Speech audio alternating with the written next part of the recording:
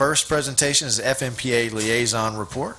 Item B is an Employee Spotlight. C is the City of Newberry Food Drive. D is the FMEA Building Better Communities Award. And E is a presentation from the Newberry Main Street. Then we'll move on to citizens announcements. These are your non-controversial 2-minute announcements, letting us know you've lost a dog or you got a garage sale, something like that. Then we'll have our consent agenda. It has 3 items: the November 13, 2017 regular commission meeting minutes, the power cost adjustment, and declare certain items as surplus. Then we'll move on to public hearings and ordinances. Item A is the 2017 final budget amendment. Item B is legislative public hearing and second reading of ordinance 2017-33, amending the 5-year and long-term schedule for the capital improvements element of the comprehensive plan as part of the annual update of the CIE. Then we'll move on to our agenda items and a local agreement with the Alachua County School Board. Item B is a resolution 2017-39 city clerk merit increase. E is election qualification period. D is commission holiday schedule. E is United States Department of Agriculture Farm Service Agency Committee election ballot. F is a presentation on the West Fest entertainment contract. We have some decisions to make about that as well. G is agreement between the City of Newberry, Florida, and the State of Florida Division of Emergency Management. And I would like to add a discussion on the sign ordinance, the sign down there at the medical center there, to the end of our agenda items. Then we'll wrap up with comments from the city manager, city attorney, city clerk, commission, mayor, citizens, and we'll adjourn the meeting. Before I entertain a motion to approve the amended, I do want to send out City Manager Mike News apologies. He is surprising his wife for her 50th birthday, so he appreciates the commission. They're not watching now. It's part of the surprise. They don't have to watch the meeting. Yeah. So he appreciates the commission's willingness to let him do that. So with that being said, I'll entertain a motion. Yes. Mr. Mayor, if we might, I'd like to request to pull item G off of the agenda items section. Oh, I'm sorry. I missed that note. And if possible, move item F up to item B. Okay. Is it already pulled? Oh, it's already pulled on yours. It's just not pulled on mine. I had an old one. Aha. So I'm not sure if it was given to the public with item G, but we're gonna if you're looking online at item G, we're gonna pull that, and we're gonna move the West Fest to item B after the interlocal agreement with the Alachua County School Board. Okay. With those 3 changes, do I hear a motion to approve the agenda as read? Motion to approve agenda as read. Second. I have a first from Commissioner Glanzer, a second from Commissioner Martin. Any comments about the agenda? Any comments from the public about the agenda? Hearing none, all those in favor signify by saying aye. Aye. Motion passes unanimously. All right. Mayor Conrad.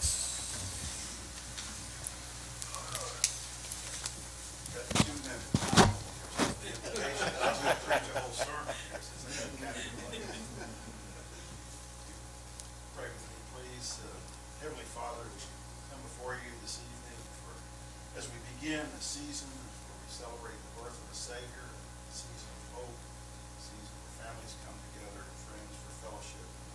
We just ask that during this special season to keep us all focused on the reason for this season. Father, we're thankful for men and women who serve at all levels of government, especially those men and women who are serving in the military, those serving overseas during this holiday seasons.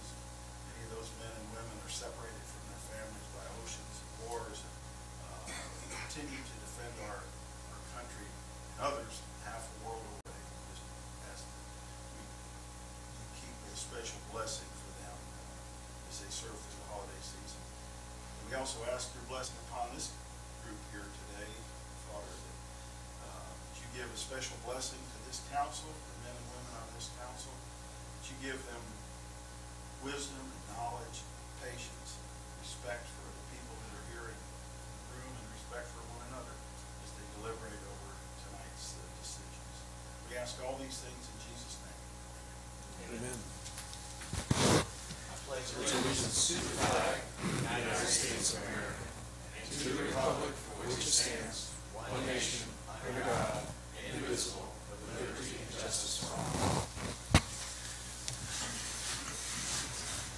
Thank you, Mayor Conrad. Okay, and don't go far. Good job. You're still there. You give us our FMPA liaison reports. Okay, this is my report for November. I have, you all have copies, I think, in your mail packet. So, attended 5 meetings during the month of November. I had a review of the Vero Beach legal documents, teleconference, ARP rate call workshop, teleconference, November 16th, monthly FMPA Board of Directors and Executive Committee meetings in Orlando, and meeting with Jake Williams, Naveed Nakavakawar, and Mike McCleary, about the Newberry AMI project and FMPA's help with us producing the RFP. In the month of October, our electric consumption went down 10% due to cooler temperatures, but our rate went up 25% due to increased load factor. And I continue to point this out to you to show you what a huge impact load factor has on our electric rate, and why we are working so hard to reduce that portion of our electric bill from FMPA. Solar. A lot of things are happening in the solar world right now.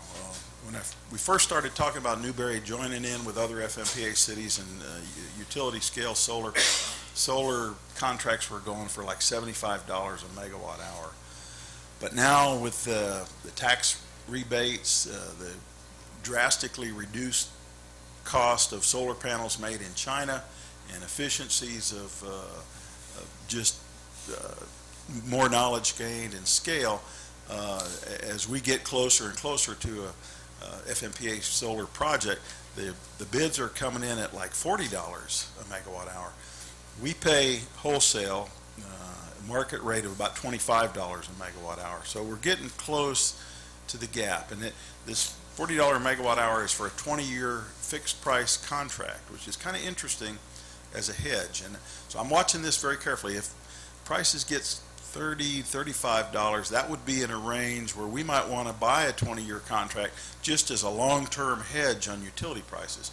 The price we pay now is probably rock bottom. I mean, fuel prices at $2 to $3 an MMBTU are as low as they can possibly get, and I don't see our rate for energy getting much lower than this. Our rate for demand hopefully will get a lot lower, but it may be to our advantage someday to lock in a $35, $40 a megawatt hour rate for 20 years is a long-term hedge. So I'll keep you apprised of how that goes. Did you have a question, Mr. Mayor? I did, Mayor Conrad. Do you remember when you first got elected what we were paying per megawatt hour? Over $100 a megawatt hour. So 25 is, we're not going to go much below Well, that. now, when I'm talking about wholesale, You're talking- that's not what we're- by the time it comes to FMPA and you put demand on there, it's Right. a lot more. We're paying like 75, average about 75 per megawatt hour. The 25 mark that you gave us just now, did you know what the mark, the comparison was when you first came in? Because we were paying a lot more at that time. Yeah. But I don't know what the number was. It was probably in the 60s and 70s. Okay. I know the fuel prices are now $2 to $3, and they were $9.50 an MMBTU when I first came on. And we were hedging at $9.50 for fear that it would go up to 20. Now with fracking, they've kind of bottomed out. $2.50 is about the production cost. Anything less than $2.50, it's easier for them to cap it off and not send it to you. 'Cause that's the cost of getting it out of the ground. So it can't get much lower than that. So, but I do remember when I came on, this city hall was packed with people that were complaining about electric rates of 17, 18 cents a kilowatt hour, and now we're selling it for 13, 14 cents a kilowatt hour. So I think we've done a good job in bringing it down. Sale of Vero Beach utility. Your next meeting, I think, is December 11th, will be the meeting that you vote on that. Your mayor will be asked to sign a stack of documents about this high, and it is a very complicated transaction. Y'all have had a presentation from FMPA, and there's I think another thing in your package this week. I just want to make sure you don't have any questions about it. It's very important that we ask questions ahead of time because it has to be a unanimous vote of all 13 cities for this thing, or actually more cities than that because I think it's about 18 cities because of the different projects, the Stanton 2 and St. Lucie and Stanton 1 project, as well as ARP. Go ahead, Commissioner Martin. Do you already know whether or not there's any cities that are already going to vote against it by No. any chance? Hopefully we have done our homework and gotten to each city and made sure we don't have anybody that's negative on it. But the first city, Ocala, has voted for it last week. And like I say, Newberry and several other cities will vote on the December 11th. And hopefully there won't be any glitches in it. But if any of you do have any reservations, please ask them now or get with me offline in between now and December 11th, and let's get them straightened out. It is, I know, as Mayor Marlowe looks at all those documents, Scott, you've gone over them and you haven't voiced any big problems with we've had inside attorneys, outside attorneys from FMPA go over them. I've gone over them for several hours. And I think it's a good deal for Newberry. Basically, we're letting Vero Beach out of the partnership, which involves increased risk for those of us that remain, and they are paying us money to cover that risk. And we have listed all the bad things that might happen. The Clean Air Act may require us to put new filters on our coal plant. We may have decommissioning problems with a nuclear plant, but we've made a long list and said, how much would it cost if this happened, if that happened, if every one of those happened? And we've made Vero Beach put down enough to cover the cost of all of those bad things happening. Hopefully, none of those bad things will happen, and we'll get $38 million. Commissioner Martin. I had another question with regards to that. Is there going to be any restrictions on those funds as far as will FMPA be able to invest those in the time being, and in the event that the risk never comes to fruition, they get to keep that, we get to keep that? How's that going to work? Has there been discussions about any of that? Yeah. The risk part of the money, we'll use it immediately to reduce the rate. We'll put it towards our energy rate, so you'll see an immediate savings. The $78 million that is for the other part of it is that we're taking Vero Beach's place in some deals where we have to pay more money for fuel or more money for electricity than we're buying it for now. In the Stanton 1, Stanton 2, and St. Lucie project, they're selling us electricity for $125, $110, $75 a megawatt hour when we can get it on the market for $25 a megawatt hour. So we've taken the difference between the market price, $25, and say $125 in the Stanton 1 project, and we said, how much is this going to cost us? And it's so many million, and we've put that in the pot. We've added it all up, and it comes up to $78 million of extra expense that we're going to have to pay to cover that difference, and they're paying it all up front. So we're going to put that all towards debt reduction. And the way debt reduction helps us is we talked about how 2/3 of our bill is demand. Well, what makes demand so high is debt. Paying the debt down will reduce the amount we pay for demand, and that's a better deal for Newberry than it is for all the other cities, because Newberry pays more for demand than anybody else because we have bad load factor. So, like I say, it's a good deal for FMPA, but it's a better deal for Newberry than it is for the other cities. So, I think it's going to save Well, some money. citizens at home may be wondering this, that you may have already answered it. Why does Vero Beach want out of the FMPA? Vero Beach is surrounded by Florida Power and Light country. Their rates are the lowest in the state, lower than ours, not lower than the co-ops around us, but because most of their power is nuclear, old nuclear, and because they're the largest, they're part of NextEra and they're the largest electric utility in the country, economies of scale allows them to provide some very low rates. So Vero Beach can be served by FPL, and FPL is the one that's paying the money to buy them out. They can do the same thing for us, but it's a lot easier to buy out Vero Beach because they have their own power plant. and it doesn't cost as much to get out when you got your own power plant. Does the Commission have any other questions? I'd say this was one of the reasons why it was wise to extend the offer to keep Mayor Conrad on as the liaison to the FMPA. It's tremendously beneficial for the city to have somebody who's been with those guys in this world for the last 6 to 8 years, and particularly looking out for the best interests of Newberry. It's a complicated deal that's really hard to understand, but having somebody that was up to speed and could look and make sure that we're getting a good deal out of this has been well worth whatever it is, the allowance that we pay you. So thank you for all the hard work you're putting into it, and we appreciate you continuing to look out for our best interests. I appreciate that. But, you know, I got to say, Mike New knows more about it than I do, and he would do fine if I wasn't here. But he doesn't have the time to go to Orlando and go to the meetings all the time. But so I appreciate y'all letting me stay involved. A couple of short items, too. The Board of Directors at FMPA elected to reduce the size of the Project Development Fund. We have a fund that there's $10 million there, and if any two cities get together and want to do a project, like the solar project, they can use that fund. Well, $10 million is way too much, so we decided to cap that fund at $5 million, put the other $5 million back, and what we're going to do with that is just write a check to each city for their portion of it. Newberry's portion is $24,000, so we'll be getting a check in February for about $24,000 that is not in your budget, and hopefully y'all find something special to do with it.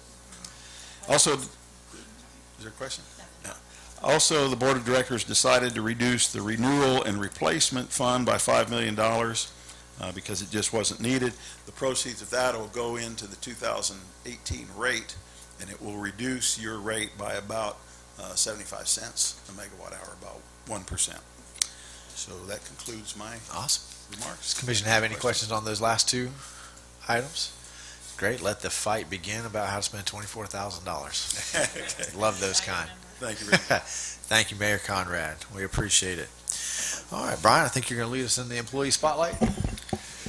Thank you, Mr. Mayor. Tonight, the employee spotlight, I'd like to introduce Lieutenant Danny Tomlinson. He's been a member of the Newberry team since 1996. I joined as a part-time firefighter and was one of the first 3 professional lieutenants in Newberry. I grew up in Lake Butler, graduated from Union County High School. I think that might be the first one not from Newberry High School. We've announced it in a long time. I won't hold it against you. But anyway, when he's not helping protect the residents of Newberry, he spends his spare time with his 2 daughters. I'd like to recognize Lieutenant Danny Tomlinson. Thank you.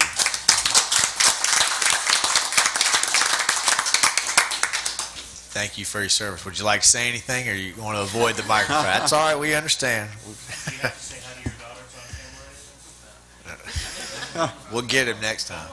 Yeah, we'll get him at the ribbon cutting. Okay. Well, thank you, sir, for your service, Newberry. We appreciate it. All right, Amy, you want to come down and lead us? Let us know how well we did in the City of Newberry food drive. I saw the pictures. That was quite a lot of food.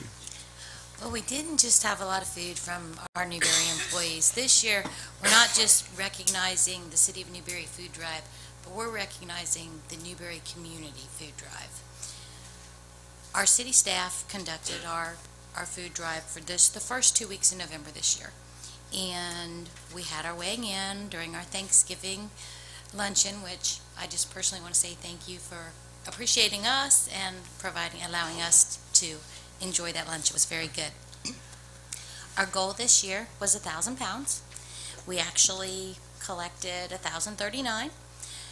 Our recreation and facilities team collected 468 pounds of canned goods. Now, to kind of break that down a little bit, 1,039 pounds is over 1,400 cans of food that was delivered to Blessed Hope. Our Christian Life Fellowship Church served 275 meals on Sunday at Lois Fort Park. They also distributed 80 bags of food with 80 turkey vouchers to Hitchcocks. Blessed Hope, with the donations from the Newberry Elementary School, St. Joseph's, and the city, distributed food on Monday and Tuesday, and they served 222 families and provided 81 turkeys. Our Newberry High School students, with donations of turkeys from the Gourmet Rodent, provided Thanksgiving meals for 30 families. And then Newberry Christian Church on Thanksgiving Day provided meals to 80 people. So our community... Newberry Church of Christ. Newberry Church of Christ, thank you, sir. I did not write that down on my notes. Our community is one that we can just be so proud of because it's not just one entity. We are all coming together and making sure that everybody in our community is taken care of, not just on a holiday or Thanksgiving holiday, but all year long. Absolutely. I wholeheartedly echoed that sentiment. It was a great holiday season that made the rounds to all the different folks who were giving out food, and it was just a tremendous outpouring.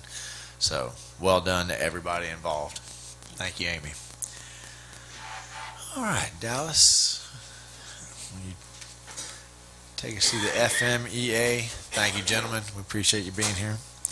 Building Better Communities Award. It's a good follow-up after the last item. Perfect follow-up. Good evening, Mr. Mayor, City Commissioners. At the FMEA Annual Energy Connections Conference earlier this month, the City of Newberry was honored with a Community Service Award from the FMEA. This is the second time we've won the Community Service Award, known as the Building Strong Communities Award.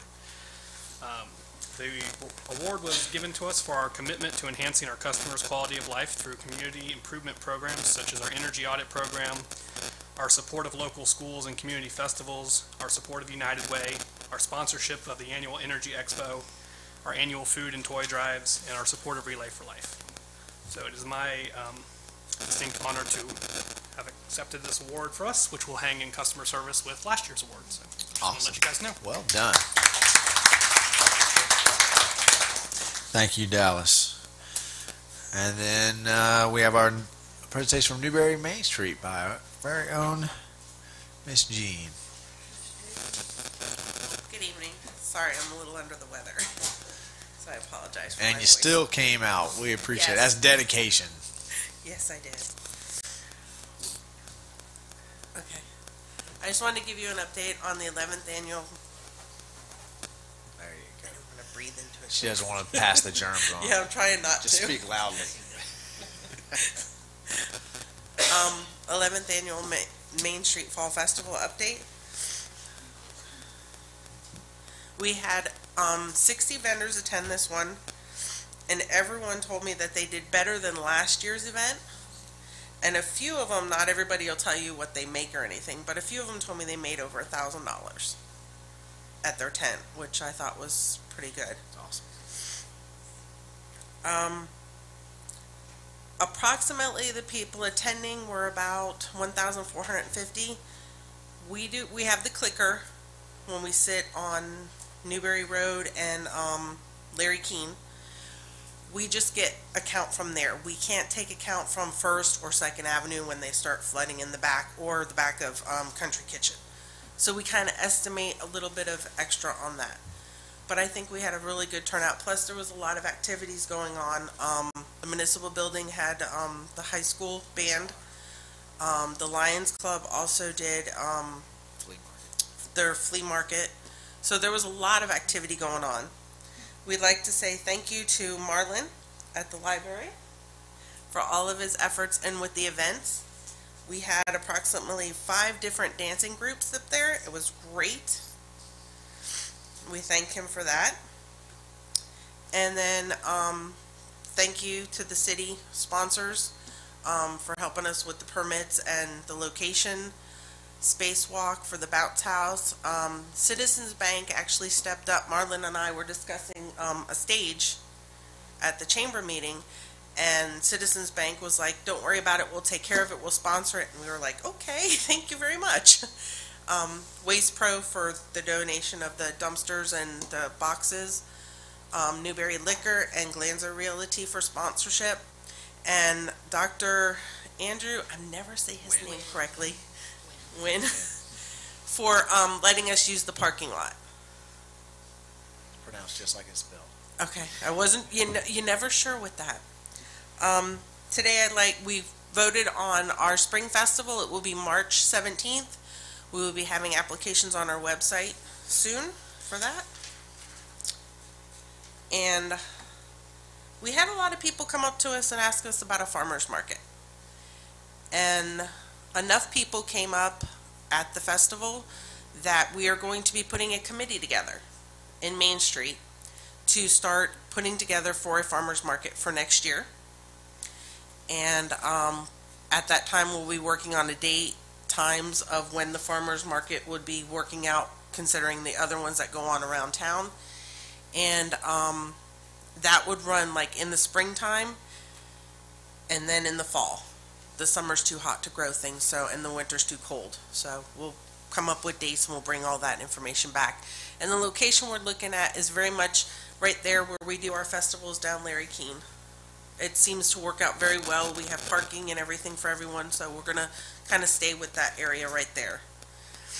And I don't have anything else, but the last thing is just, I forgot to put on there, was we have our, the Firehouse Gallery has our meet and greet on Friday, this Friday, from 6 to 8. If anyone would like to come, more than welcome. December 1st, this Friday. Yes, sir. Right. Does anyone have any questions or anything? Does the board have any questions for Main Street? Congratulations on a great turnout. Thank you. Yes, we appreciate everything you guys are doing. I had nothing but rave reviews this year. It's a beautiful weather. There's a lot of crowds. Please work. Thank you for bringing those dance groups out. Work on doing that again next year. It was a huge draw. The kids loved it. So thank you all for everything y'all are doing. You guys have really turned around Main Street and made it a positive force in everybody's community life. So thank y'all so much. Thank you. All right. Hope you feel better. Thanks. Okay. Citizens announcements. Come on down. Please state your name for the record. Hi, I'm Trisha. I am a real estate broker, and my business is new in the city of Newberry. I've lived here in Newberry for about 2.5 years, and I just opened my brokerage a couple of months ago in Newberry, and I'm excited about being part of Newberry. I wasn't able to come for the fall festival because I was attending the Realtors Conference, but I really feel I missed something big. Definitely planning to come for the spring one.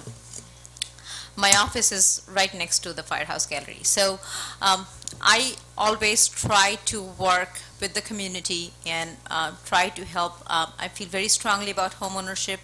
And on a regular basis, I feel I get a lot of people lacking information about what options are out there for them. They do not know what kind of loan options are out there for them living here in Newberry, that there is possibility of 100% financing, more than just USDA, that there are lenders out there that they can give more than 100% financing. What it means to have a home. How do you paying real estate taxes benefit you in your taxation?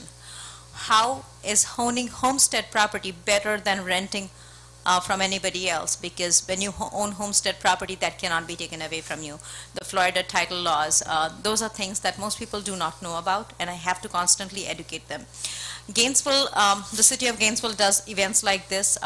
They are all-day events, and they charge a $50 fee for people attending them. I have put together the first of its kind, a home buyer workshop. It's going to be an hour and a half, maybe longer depending on how much people want to stay around. I will have more or less all components of a home purchase transaction, a lender, an insurance agent, a title agent, and home inspector present. Not an appraiser, because an appraiser is pretty much out of bounds of the lender, and an appraisal is independent to the process of the home buying, and homeowner really has very little control over that. So this is the flyer I have put together. I am promoting this event. I'm very proud to have the city of Newberry be partners with me in this event, because it kind of fulfills their equal opportunity housing requirements, and the city of Newberry is committed to ensuring fair treatment in housing and to implementing civil rights laws designed to protect persons regardless of race, color, religion, sex, disability, familial status, or national origin in the choice of housing. And this event is their co-hosted by the City of Newberry, and it's meant to promote home ownership. Could you, before you run out of time there, could you give us the day and the time of the event? I didn't, did I? There I go. It's this Friday, December 1st at 5:30 to 7 o'clock. The address that is given on the flyer is my office address, but it's going to be held at the New Municipal Hall, which is across from my office, because I doubt we will be able to hold people at that office, at my office. So it'll be just across the street. There will be a lot of people already downtown, I hope, attending the, art gallery Sure. meet and greet, and it'll be just a very informational event for everybody. I have flyers out in various places in Newberry, and if people want to sign up, there's an email sign up. All right, we appreciate it. If you want to stay around to the end of the meeting and talk more about it, I'm sure we would love to hear it. Yes, I will. And I think it's a great idea to have it at the same time and get a lot of folks out. Have you got your yoga classes, violin classes, dance classes? Have they started yet? Because I've got a lot of people asking. In the spring, I'm going to participate in the dance part of the festival. Okay, all right. Good. Any questions from the board? Thank you. Just one thing, you mentioned that the city of Gainesville holds similar opportunities, but they charge for them. There's no charge for this, right? No, this is absolutely free because it's only 1.5 hours. The City of Newberry, Gainesville's events are completely different, but this is completely free. It's just walk-in. And some of even the people who are participating, they are donating their time. They're volunteering their time. Nobody's charging anything. Thank you, Ms. Tricia. We appreciate it. Any other citizens' announcements? Good evening, Mr. Mayor, Commissioners. I'm Marlon Day. Thank you for your time tonight. Library Manager at the Newberry Ranch Library. I would like to bring to your attention a couple items. This Wednesday, November the 29th, NASA scientist Peter Chitko will talk about plans for exploring space at the library. Mr. Chitko is a dynamic speaker, and his talks are always interesting. I'm really looking forward to hearing this one, and I invite everybody to attend. Next week, we have a great art program for teens. It's called Art is in Our Lives. It's going to be December the 5th at 6 p.m. And finally, the library is partnering with the City of Newberry for My City, I'm Part of It, I'm Proud of It, and that program is going to be in the afternoon on January the 9th at 3:15. The NASA program this Wednesday is going to be at 6 p.m. as well. So I'd ask you to please share these programs with your constituents. If you have any questions, I'll be happy to answer them. Thank you. Does the board have any questions? Continuing the great programs over there. We appreciate it. Thank you, sir. Any other citizens' announcements? Okay. Seeing none, we'll move on to the consent agenda. I entertain a motion to approve the consent agenda. Second. I have a motion from Commissioner Farnsworth and a second from Commissioner Martin. All those in favor signify by saying aye. Aye. Motion passes unanimously. Move on to public hearings and ordinances. Item A is the final budget. Brian, I believe Dallas is going to lead us through this one. Come on down, sir. Hello. The Finance Department performs an end-of-year review of actual receipts and expenditures for each of our funds and departments as part of our closing of the year process and procedures. This review is intended to identify budget and expenditure variances that are in need of correction. As a result of the review, the Finance Department has deemed it necessary to reallocate previously appropriated funds to correct several budget variances. And Florida state statutes allow for us to have this final budget amendment up to 60 days after the close of the fiscal year. The major portions of your budget amendment, there were no departments that went over budget this year, I am happy to report. Well done. The budget adjustments that are being requested for approval tonight are to recognize a transfer from the Diamond Sports Park Fund into the general fund, trying to pay back some of the money that's been lost at Diamond in previous years. We did not use contingency funds in the general fund budget this year. We do not propose any amendments to the debt service fund. The capital improvement fund was reduced. That's the fire station project. We reduced the expenditures in that fund to roll them over into the current fiscal year. The electric fund was amended to better represent actual expenditures. The water, wastewater, and mosquito control funds were not adjusted. And there is an adjustment of $12,000 in the internal service funds, utility billing, and internal service fund utility administration, which were due to the accrual of leave time. So it's just transferring expenses from one fund to another. Okay. That sums up the board. It did it on both, so I'm thinking maybe my spell check is a little. Does the board have any questions for Dallas? All right. Mr. Attorney? You don't. Can we have yours?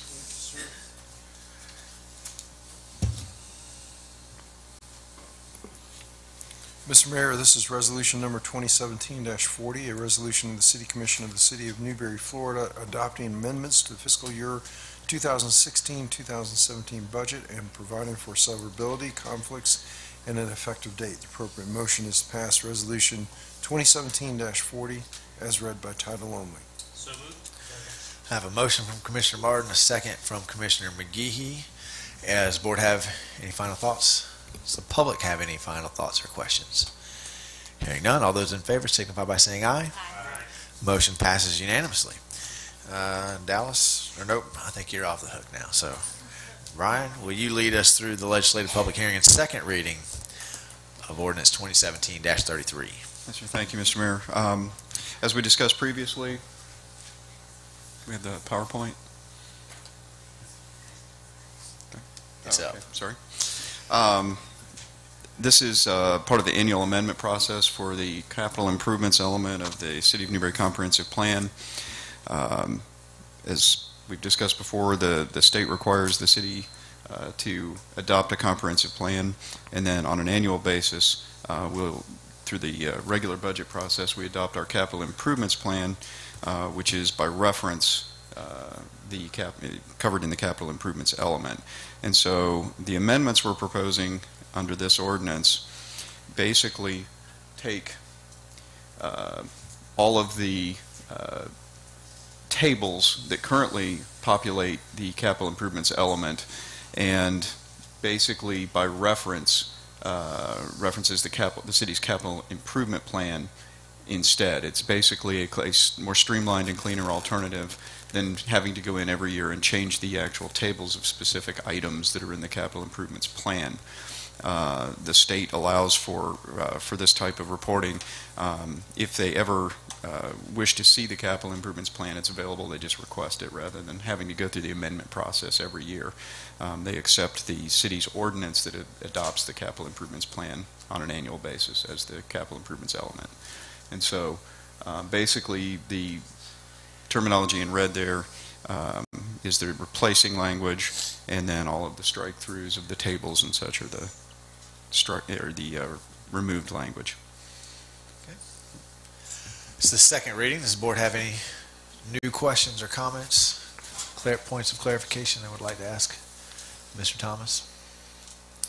Mr. Mayor, I'll go ahead and read it. Please If do. there are none. Ordinance number 2017-33, an ordinance of the City of Newberry, Florida, amending ordinance 4-91 as amended relating to an annual review and amendment of the text of the capital improvements element of the City of Newberry Comprehensive Plan under the new expedited procedures established in Chapter 163 of the Florida statutes, providing severability, repealing all ordinances in conflict, and providing an effective date. The appropriate motion is to pass ordinance number 2017-33 upon its reading by title only. Do I have that motion? So moved. Second. Motion from Commissioner Martin and a second from Commissioner Glanzer. The board doesn't have any other questions. Does the public have any questions or comments about the motion on the floor? Hearing none, all those in favor signify by saying aye. Aye. Motion passes unanimously. Okay, that will move us to the agenda items. Our first agenda item is an interlocal agreement with Alachua County School Board. If the board remembers, we had a conversation about this before. We tabled it so that folks could do a little more homework and we could get a member from the school board out here to answer questions. Does anyone, maybe everybody has done all their homework and we don't have any of those questions and you came out just to visit us tonight, but if Brian, you want to take us through this one last time for the folks that are sitting here for the first time? And Yes, sir, Mr. Mayor. As you mentioned, we discussed this back on October 9th. There were some unanswered questions that the commission had. Suzanne Wynn is a member of the facilities staff for the School Board of Alachua County, and Mr. Bowles is the consultant that they hired that works on concurrency issues for the school board. They're here. Basically, I just wanted to demonstrate on the screen the extent of the amendments to the existing interlocal agreement that was passed in 2012 are such that striking language relative to the Boundary Adjustment Act, which no longer exists, and then the adoption of an amended MAP 3, which is the elementary school concurrency service area. And so the current map is the map on the left, which has the 9 service areas, concurrency service areas. The proposed map would change that down to 3 concurrency service areas. So with that, I'd like to introduce Suzanne Wynn from the school board. Sorry, we don't bite. Hello, I'm the Director of Community Planning for the School Board of Alachua County, and myself and Jean are here to answer any questions that you may have regarding the interlocal agreement. Does the board have any questions? Commissioner Coleman? Oh, you're saying you have none? Commissioner Martin. Thank you for coming out tonight. Appreciate it. A lot of our questions had kind of centered around what's going to be the methodology of where and how we're going to get the now approved school located. We're busting at the seams, and it's a huge concern of mine moving forward. So any light you can shed on that topic, specific or otherwise, please do so. We have approval, as you know, from the Department of Education for one new elementary school. We've been looking at narrowing down some ideal locations. We have 5 schools in particular on the west side that are elementary schools that are overcrowded. We have quite a few portables. And so in February, we're looking at having our annual elected officials meeting. And then subsequent to that, we'll be starting we'll be forming the SPAC, the School Planning Advisory Committee, which will be tasked with providing suggestions on where to locate that school. So coupled with the information that we'll be providing from the GIS analysis that we've been doing with Dyer, Riddle, Mills, and Precourt, we'll be gathering input from the interlocal government entities. So to locate the school, to provide feedback to our superintendent about the school location. And what's going on also is we're initiating a proposed sales tax initiative in November of 2018. And so we're thinking about not only this one school that is already approved from DOE, but looking at the potential that in the near future we're going to need a second new school in the west side, and also looking at a potential new school in the east side. And that might not just be adding capacity, it may be raising older buildings and building a new smaller school, smaller community school, or new construction, new classrooms is what the east side may look like. So there's a lot going on with what we have with student population as well as with the tax initiative. So I don't know if that answers your question completely, but that's basically the process that will happen. Okay. That will be launched in the beginning of 2018. Okay. This isn't meant to be a challenge, but more verification. I believe when Meadowbrook was located there, I had heard, and I wanted to clarify the rumor, is the school advisory committee the committee that had suggested it be located otherwise, and it went to Meadowbrook, where Meadowbrook is now? I apologize, I was not here at that time. Okay. So I don't really know the process that went into Meadowbrook and the specifics, but I know the part of the interlocal agreement calls for the formation of an advisory council that will provide input to the location. Okay. I know Mr. Bowles, when he was here last time, also mentioned that I don't know if it's a hard and fast rule or just a passing comment about we can't add on to existing schools because of the auxiliary services that need to go with them. And I caught myself after the meeting thinking, well, we're just bringing in portables, which is adding new seats without expanding the auxiliary services. Can you kind of talk through and add any information about that? That's something that we're looking at with the sales tax initiative. Over the course of 10 years, we've had budget cuts at the state level in the vicinity of 168 million, 163 million. And so bringing in portables has been a way to, in an inexpensive upfront cost, we're paying leasing costs, but inexpensive upfront costs provide space for children to be. But one of the things we're looking at with the sales tax initiative is bringing our schools back to their core capacity. The core facilities, the kitchen, the dining, the gymnasiums, the auditoriums, all those facilities are designed at a certain capacity. I can use the example of Idlewild, our elementary school that has a lot of portables. Children, because of the size of the dining and the cafeteria, the kitchen, start eating lunch at 9:30 in the morning. So one of the things that we're looking at district-wide is the elimination of portables and building a new school that will provide that extra capacity when we remove the portables, so we can bring the schools back down to their designed capacity. Does that answer the question? Well, does that mean that there is interest in just adding on to the existing schools, or there is not interest in doing that? Because I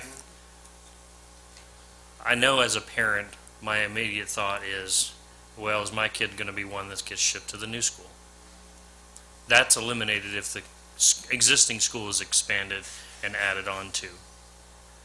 We're looking at both. It's going to be on a school-by-school basis, based on, some schools we have the ability to add on to core facilities and some we don't. It depends on the amount of land associated with the school, and it depends on the design of the school. Whether you can add on to the core of the facility. So that's something that we're looking at as an option, but nothing's been set in stone for any one particular school. Okay. And I know it was brought up once before, so I'm just reiterating a comment that I had heard before. Has there been any talk? Certainly there's not enough salary down at the Kirby Smith to pay for a new school, but is the school board looking at paring back the staff down at Kirby Smith? It seems to be something that always comes up when you're coming to the public for more sales tax money, but you're not cutting expenses. That's something I can't speak to, Okay. honestly. I'm working with capital outlay and facilities planning, so I don't really know. Understood. Okay. I think that's all I had. Does anybody else on the board have a question? Commissioner Glanzer? I think last time one of our questions was it going to affect going from 9 zones down to 3? Does that affect where your kids go? And to reiterate that, it doesn't matter how many zones you have. You're still going to, certain kids are going to have to go certain places. So what was the reason? The concurrency service areas are not the same as the zones. Okay, right. It's simply, Because I think that was a confusion last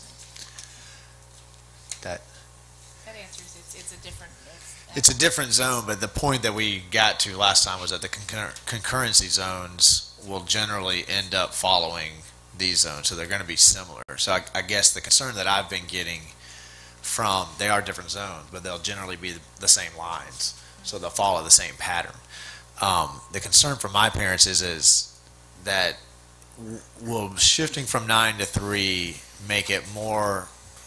will make it easier, more likely for Commissioner Martin's comment about taking a child out of this community and shipping him, busing him somewhere else. And I'm not sure if that's a perceived. Right now, the idea is with the 9 zones, there's some amount of protection. If I live in this zone, then I'm guaranteed that my kid's going to get to go to Newberry. And if we go from 9 to 3, maybe that protection dissipates. Is that an illusion? Is there any truth to that concern? the zoning is what dictates where your child goes to school. And if there is a rezoning, that would be something that would go through the procedure of going through the school board process, which is not something that's even being looked at right now. But right now, if I have 9 zones and my zone is contiguous with another zone, I can apply to go to that zone. Let me try to go back. The concurrency service areas are not the attendance zones. Every school we have has an attendance zone.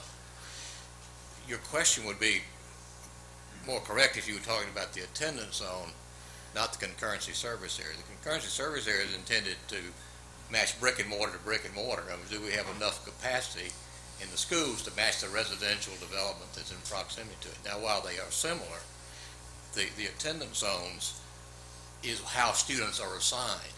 This is not changing those at all. So let me change my question then, because again, my question is about the concern that's been voiced to me from a lot of the residents out here.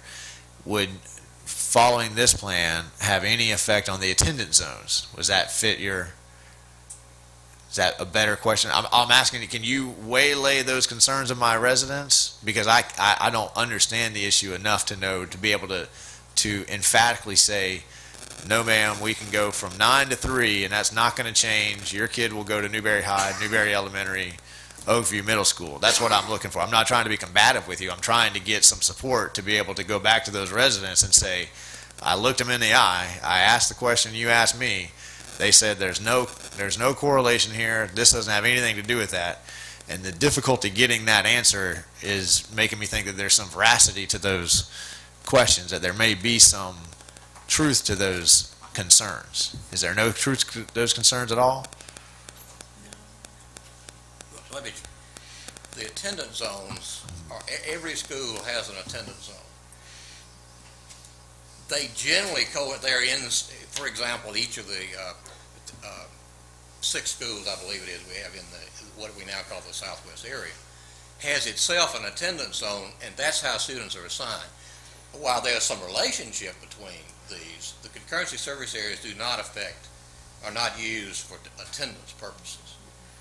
There would have to be a rezoning, which is typically what is the term that's used, in and of its own process of redrawing those district lines to have the effect that your residents are fearing. It's not the concurrency service areas that would do that. So I can say to somebody concretely, we can go from 9 zones to 3.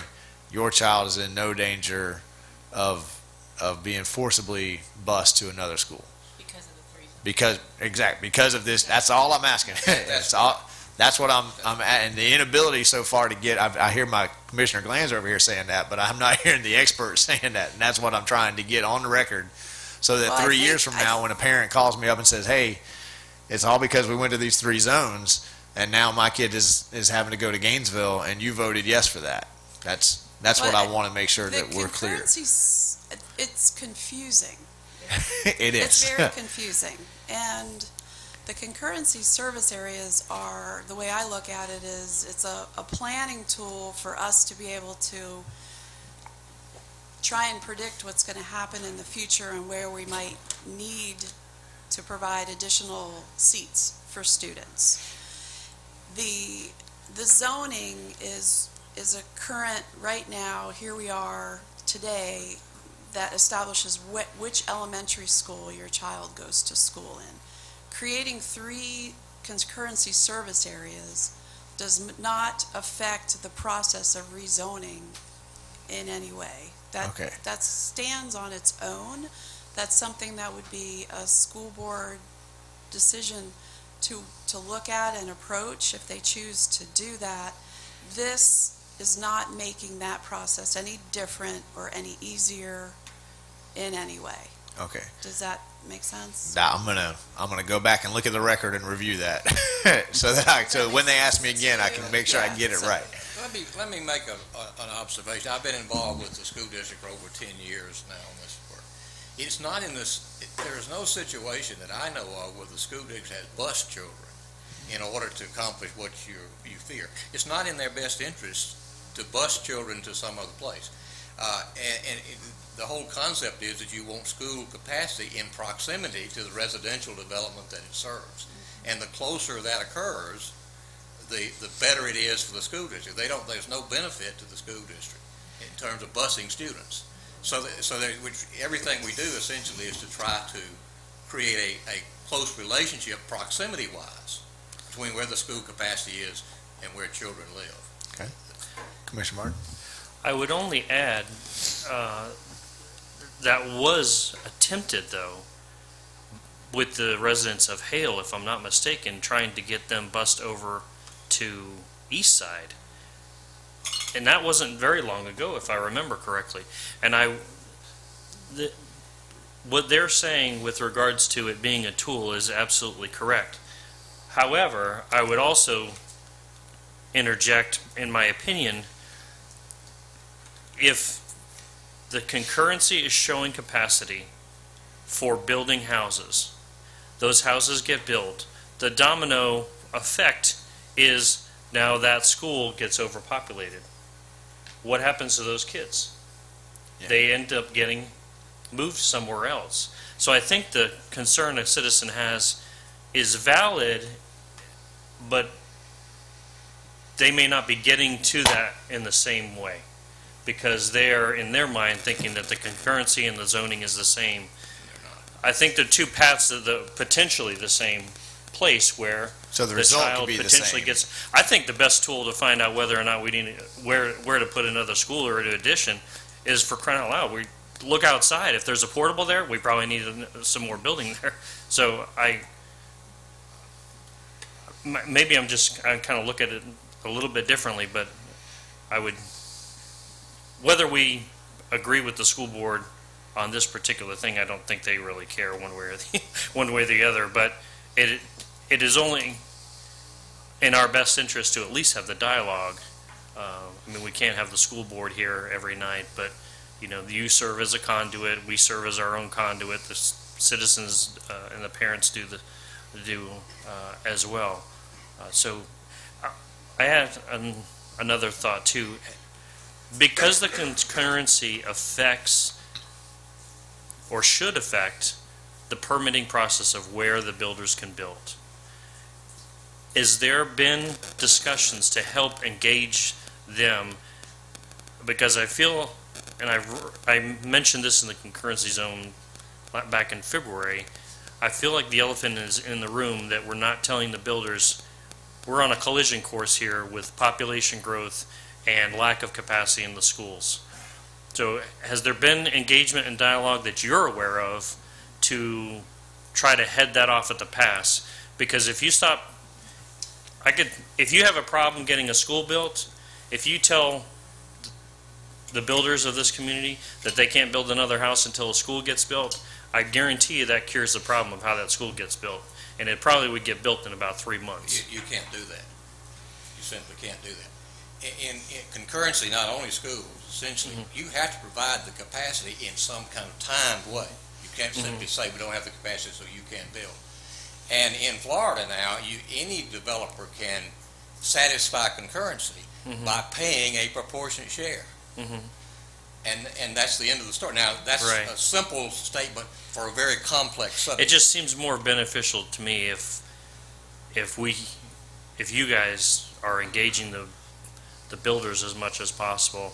And I don't know whether that discussion is going on or not. I'm just intuitively, as a leader in this community, I kind of want the dialogue and want to have light shed on what's happening on that end of the spectrum downtown. I think that while your point is well taken, I think you've got the cart before the horse. Okay.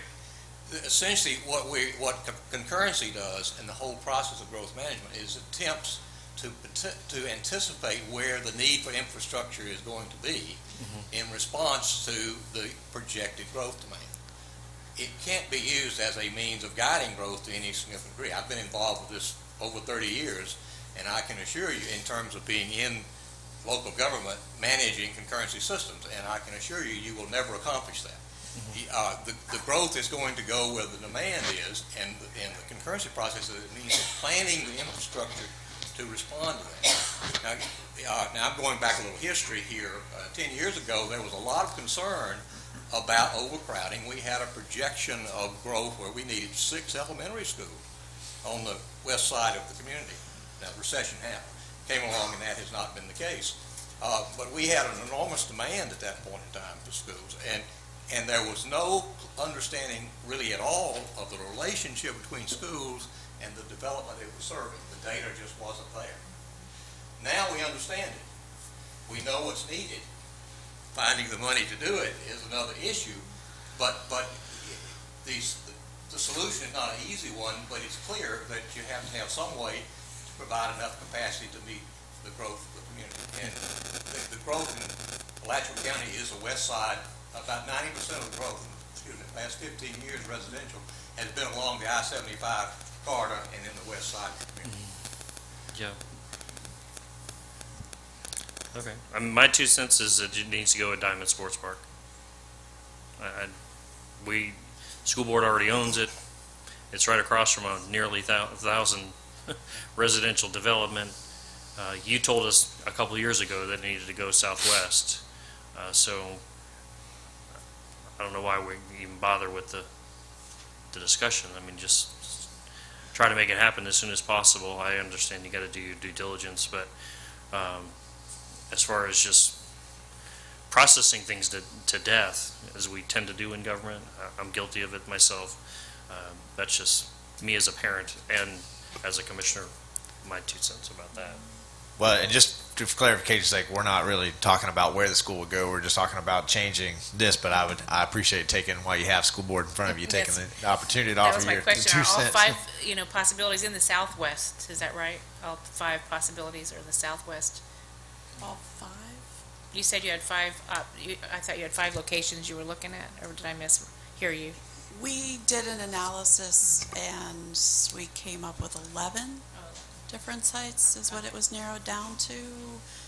And, that's something that maybe the land won't be available. I mean, it was based on doing an analysis of many different factors, So looking at the comprehensive plan of the county and, places that we can locate schools and we can't, such as major arterial, roadways, things like that. So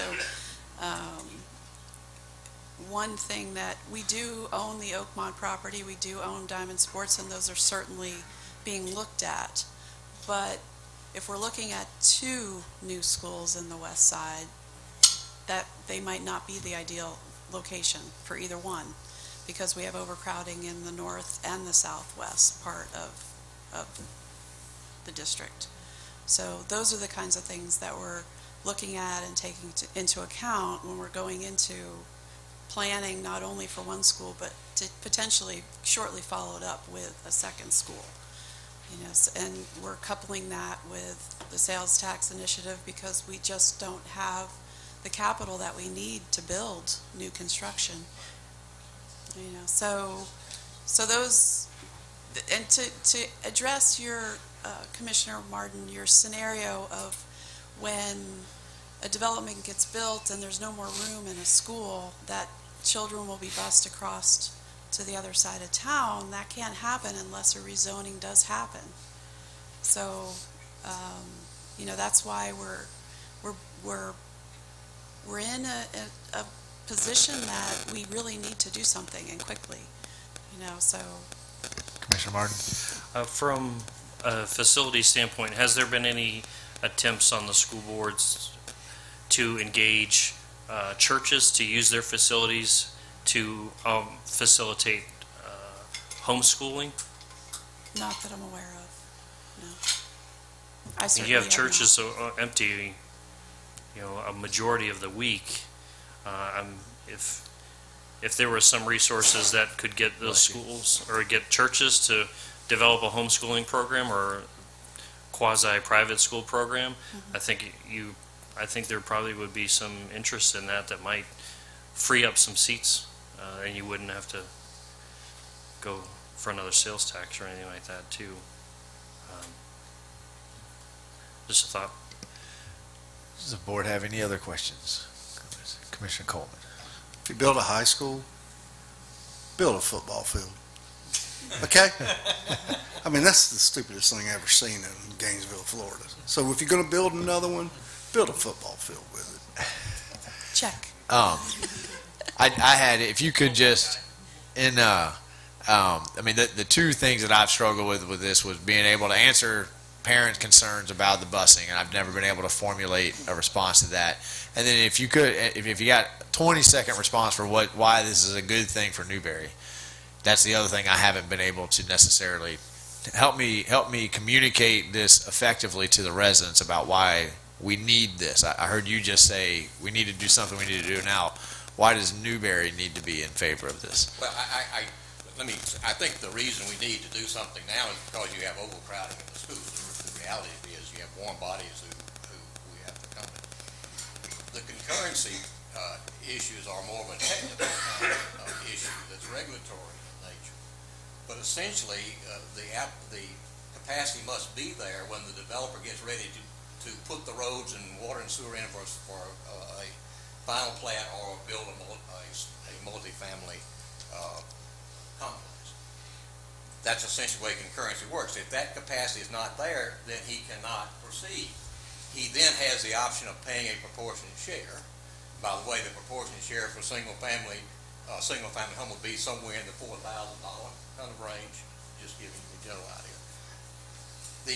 The problem with that is, and we were reaching a point where Newberry, the CSA, and particularly Archer, could be out of capacity. And you either have to have the capacity in place at the time, it has to be there in 3 years. In other words, the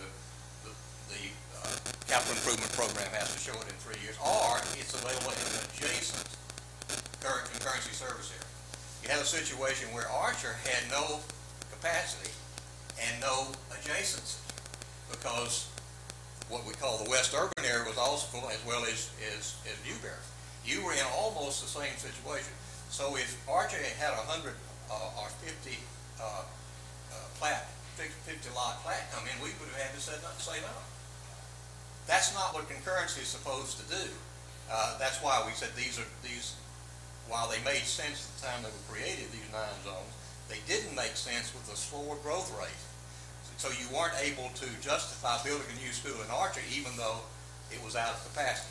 So essentially what this does is allow the capacity to be pooled between you and Newberry, Archer, the West Urban area, and those were the 3 primary ones in the Southwest.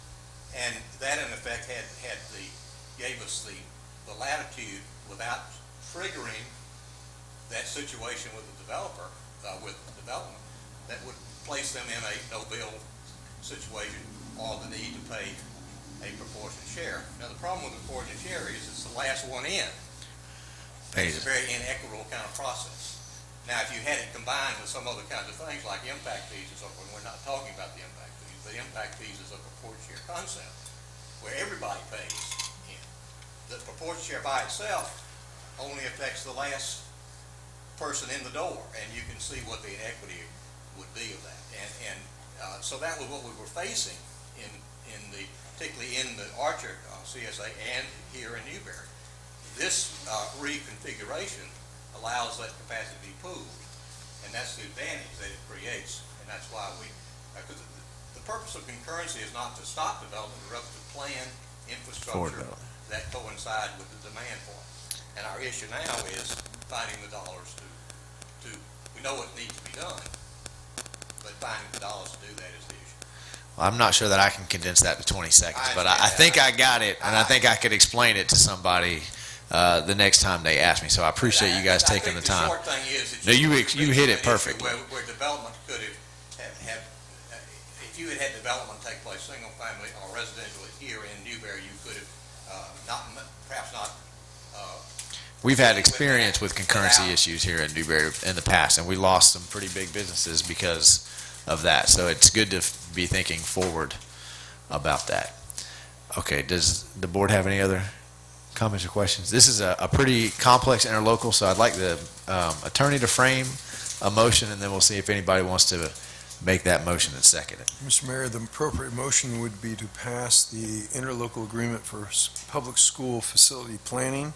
The agreement is entered into between the School Board of Alachua County and the various cities, including the city of Newberry. This is an amended agreement. That's your appropriate motion.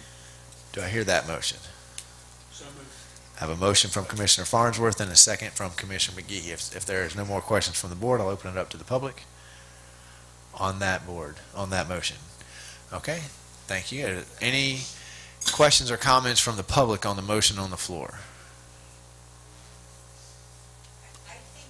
You have to come to the microphone and introduce yourself. One more time, Ms. Tricia. I'm Tricia. I'm a parent. I live in Newberry.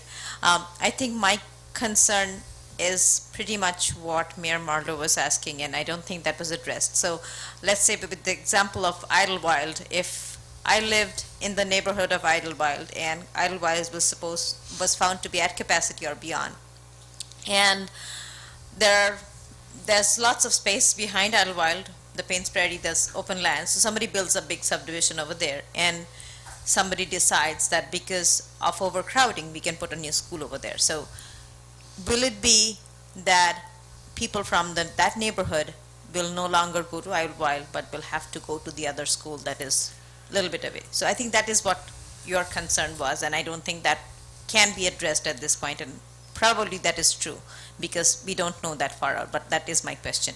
I think we got pretty close to a definitive no, that concern would not be valid. That would not be valid. Yeah, it was right. It was answered complexly, but I heard eventually we got to no. That concern they would not force a kid to be bused or moved from another school. That you would have to have a concurrent. The school board would have to go through an entire rezoning in order for that to happen. And that doesn't mean that the school board wouldn't do that rezoning, but this issue in and of itself doesn't make that concern happen, which is how I'm going to express that to residents from henceforth, and I'm seeing head nods. Mr. Thomas, you want to say it more articulately than that? Well, not more articulately than that, but Mr. Mayor, I just want to remind the commission, when we were doing our background informational investigation for the negotiations with law enforcement, with the sheriff's office, one of the things we went to the school board, and their contractor for GIS services, DRMP Incorporated, provided us with information that showed that a significant number of students at all three of our schools are actually from outside the city of Newberry.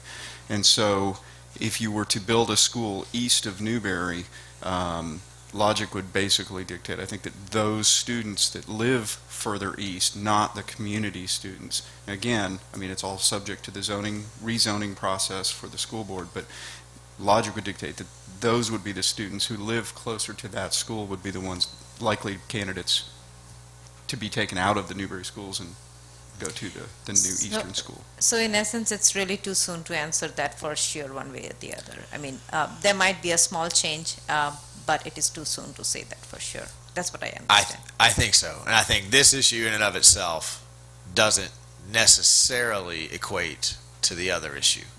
They could converge and have the same result in the end, but it doesn't. And do I get a head nod on that as well? Okay. But this issue in and of itself isn't specifically to that concern. Thank you. Do you have any other questions to the motion on the floor?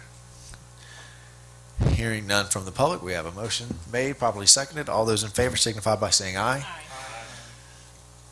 Roll call. Commissioner Coleman, Commissioner McGehee, Commissioner Farnsworth, Commissioner Martin, aye. Glanzer, aye.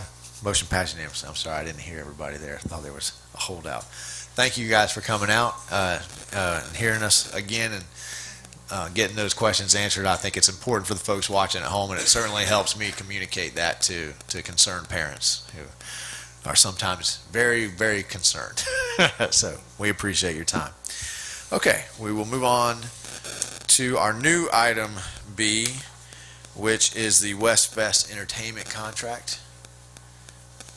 Dallas. We have, before Dallas gets started, I don't know if I'll do a good job, but we have a very enthusiastic and excited committee that Dallas is going to tell us what they've been doing and what they're thinking. So, yeah, so prepare. This is going to be fun.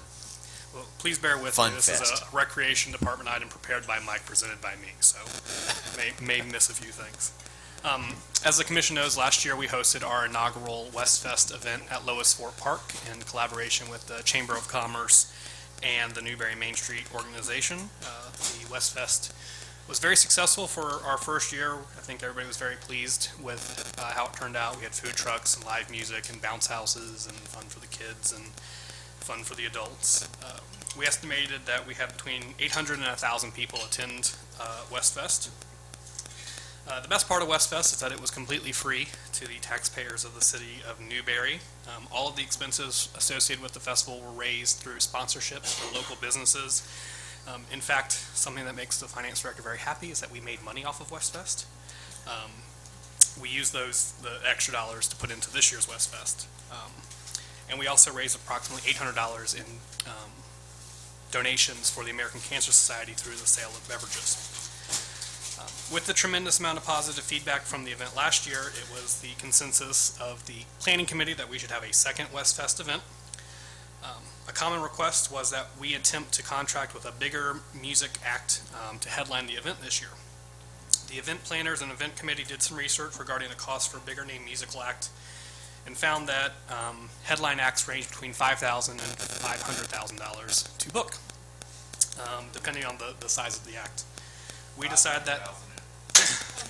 Okay, can I get a motion? We decided that $12,000 was probably more in our range. We also applied for a grant from the Tourist Development Council from Alachua County. We were successful in getting that grant, so we have a $19,000 grant from the Tourist Planning TPD. I don't know what it stands for.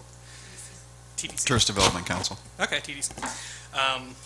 So we got a $19,000 grant from them, and we are expecting to raise another $10,000 to $15,000 in sponsorships this year. So our event that was about $8,000 last year will be about a $35,000 event this year. That all being said, we are asking permission tonight for the city manager to execute a contract with a headline event, a headline entertainment service in the amount of $12,000, not to exceed $12,000.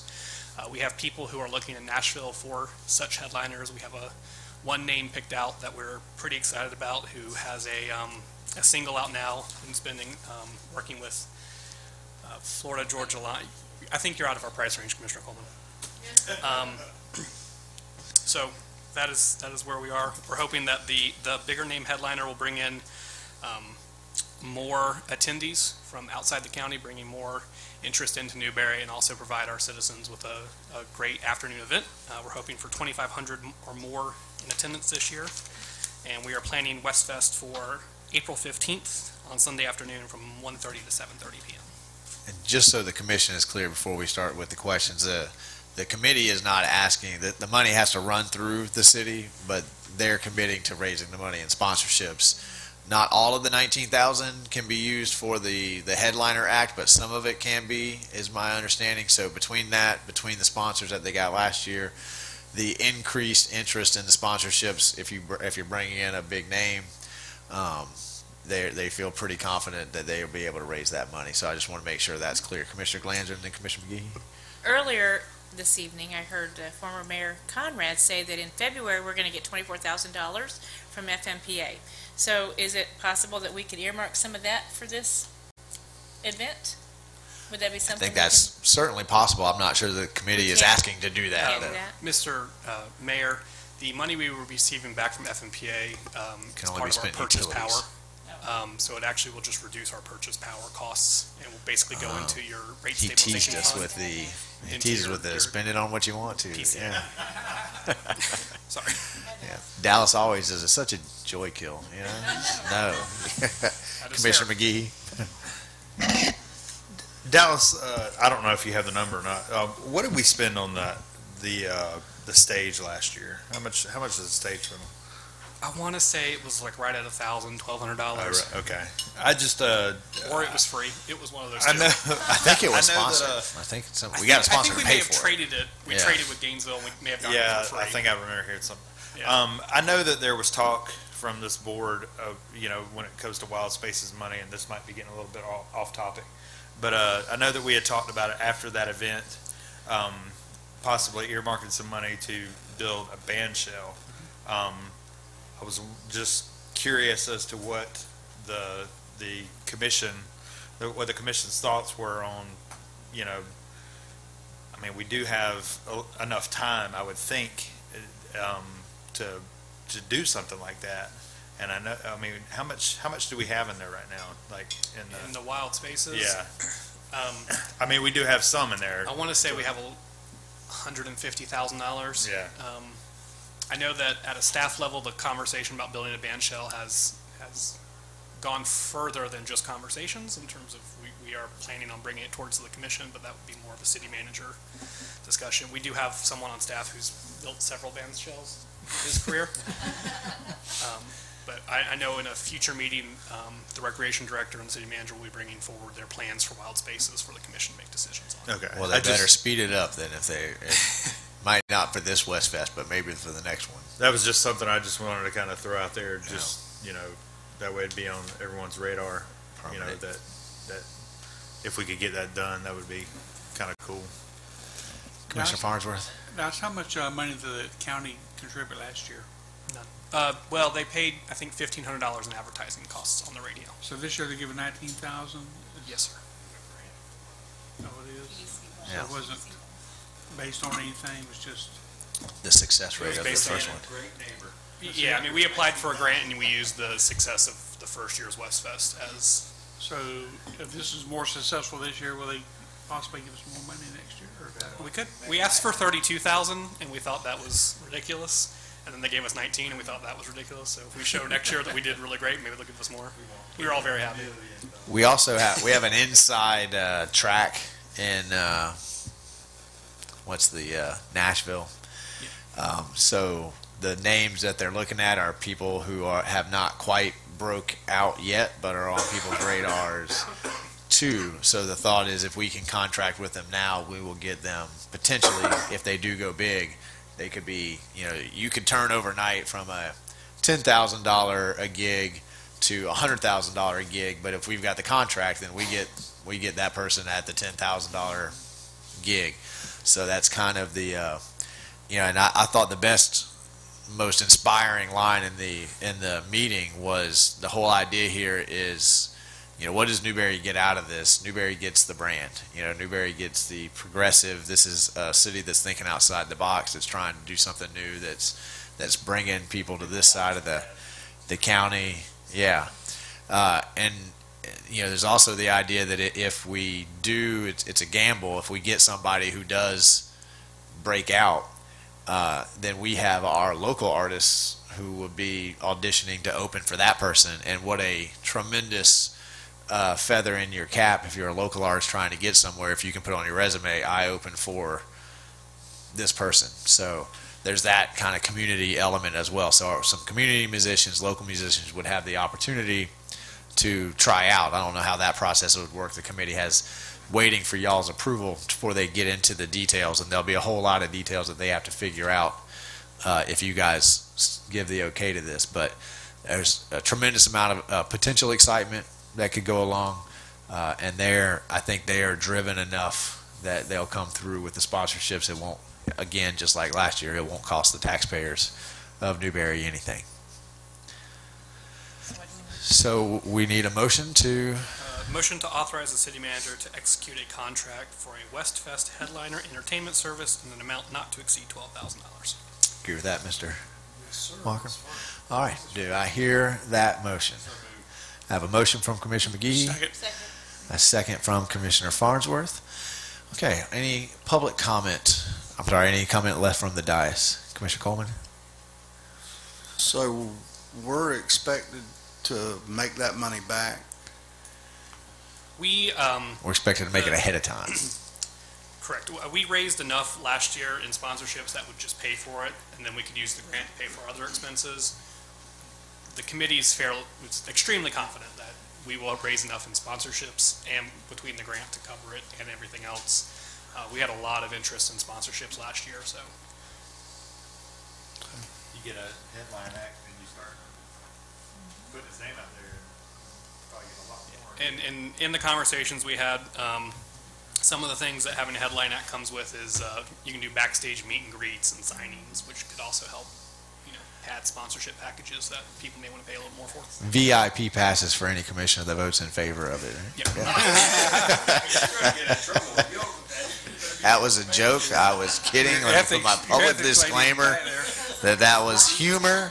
Courtney's here. Commissioner Farnsworth. I don't know whether, does anybody here besides me remember Jim Getson and his success? Yes. I think he's pretty successful in Nashville too. I don't know whether anybody's contacted him, but he was a local guy. Played football for the University of Florida. He was a kicker for the University of Florida. And he made his way up to Nashville and was fairly successful. I don't know whether anyone has any contact with him and he can maybe steer Absolutely, we'll steer pass us the in the name on. right direction or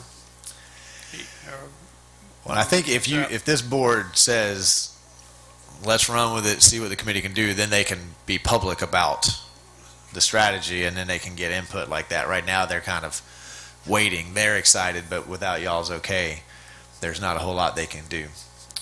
Any other comments from the dais? Questions from the dais? Commissioner Martin? I have concerns that the Alachua County Board of Commission would leverage any influence they have over the TDC to withdraw this money from us after we commit it. Whether that happens publicly or privately, it's a very valid concern. Based on information of things that we've already been politically blackmailed about. I also caution the city getting into the concert business. I've done that before, and a lot of things can go sideways very quickly. Whether or not that there's a direct cost to the citizen of Newberry, there's an opportunity cost in staff time, organizing, staff resources, and I think it takes away from the core of what we're supposed to be doing. I don't think we're supposed to be in the concert business. So I would caution. I know all that stuff sounds great, but it sounds like something perfect for Main Street or somebody else to do other than staff. Mr. Mayor, to the first point, the county commission did approve the funding levels. They haven't approved the agreements, but it did go to the county commission at least once, and they did approve our grant. Okay. Public comments, questions about the idea? Hearing none. All right, we have a motion properly seconded. All those in favor signify by saying aye. Aye. Roll call. Commissioner Coleman. Aye. Commissioner McGehee. Aye. Commissioner Farnsworth. Aye. Commissioner Martin. Commissioner Glanzer. Aye. Motion passes 4-1. Thank you. All right. Item C is Resolution 2017-39, the city clerk merit increase. Mr. Mayor, I'll go ahead and read this by title Please only do. if you'd like. This is Resolution 2017-39, a City of Newberry resolution. This is a resolution of the City of Newberry, Florida, providing for merit pay increase for our city clerk, commensurate with an evaluation by the City Commission, repealing all resolutions in process or in conflict, and providing an effective date. The appropriate motion is to pass resolution number 2017-39 as read by title only. Do I hear that motion? So moved. Second. A motion from Commissioner Martin, a second from Commissioner Coleman. Any comments? My only comment was I was trying to find in here, I had brought up some compassion leave hour sharing that we could couple with the merit increase. The city clerk was generous with her leave with some people who needed some extra time off, and that had an unintended side effect of her losing her hours. Was the commission able to think about that? Does anybody have any? Commissioner Glanzer? I mean, and that's great. I would love to do that. But if we do that for her, I think we should do it for everybody that gives her hours. Well, I think the policy is up for conversation right now, and so it's we just passed our, what's the policy called? We just passed our employee. Parental leave. No, it's not the parental leave. It was the personnel policy. We just passed the personnel policy. As with any new policy, there's some ironing out So this is kind of the first instance where this issue has come up. So I'm not sure do we that still have it on there that you can? we have that you and Brian just walked off, and he would be the one who would help me. Maybe Courtney is a familiar. If you do the sick hour bank and you give someone the hours, that means you've used the hours and you're not eligible next year for the bonus hour. Is that the incentive hours? Am I getting that close to being correct? Right, so if you don't use any of your sick leave in a year, we give you incentive hours, incentive days for not using any of your sick leave. And so if you donate any of your sick leave to the sick leave bank, that counts as you using your sick leave time. So you get, if an employee otherwise wasn't sick during the year and didn't use any of their time, but they donated their time, they're not eligible for the incentive extra hours. Commissioner Glander. So again, I'm asking, can we do that for everybody if we do it for one? I think that this board, I would rather wait for Mike to be, I don't want to step on operations toes. I think it's something that he's in the midst of having a conversation with the department heads and employees about. I'm not sure that this was something that we necessarily thought about up front. It was, it kind of came up as, well, hey, that's the rule, and technically this would fall under the rule. I think this board certainly has the ability to say to Mike that we have a strong opinion about making that the policy. But while we work that out, I'd rather you guys have individual conversations with him one-on-one, or we have one-on-one conversations. I think Commissioner Glander's concern is right. If we do it for one employee, then we kind of have set a precedent of doing it. The city clerk's office is a separate office. She works for you guys, so that limits the precedent because everyone else works for the city manager, but the city clerk works for you guys. So in that aspect, it's a little different. We can certainly table it until we have more time to talk about it. Commissioner Martin? So is the discussion, rather than it count against them as a use, just not counting against them as use? Yeah, they would. Currently, what I'm hearing is if they donate it, it's logged as used time, and then they're not eligible for the incentive later. Right. So if we take away that trigger, then they would still be eligible. Correct. Understood. Okay. Would you guys like to think on that a little more, do the merit pay, and then come back? Yes. So could they change that to do like Commissioner Martin said, like you can donate the hours but not be penalized next year for incentive? That's a policy decision that we. I think yes. I think you ultimately can have that established for your charter officers, and of course Judy is a charter officer, and Mike is a charter officer as a MI, and doesn't pertain to me because I'm not eligible for sick leave. But you have two levels here. You have charter officers and then employees. The employees are governed by your personnel policies, and this is something that is a bit of an afterthought, or it wasn't anticipated is what I suspect.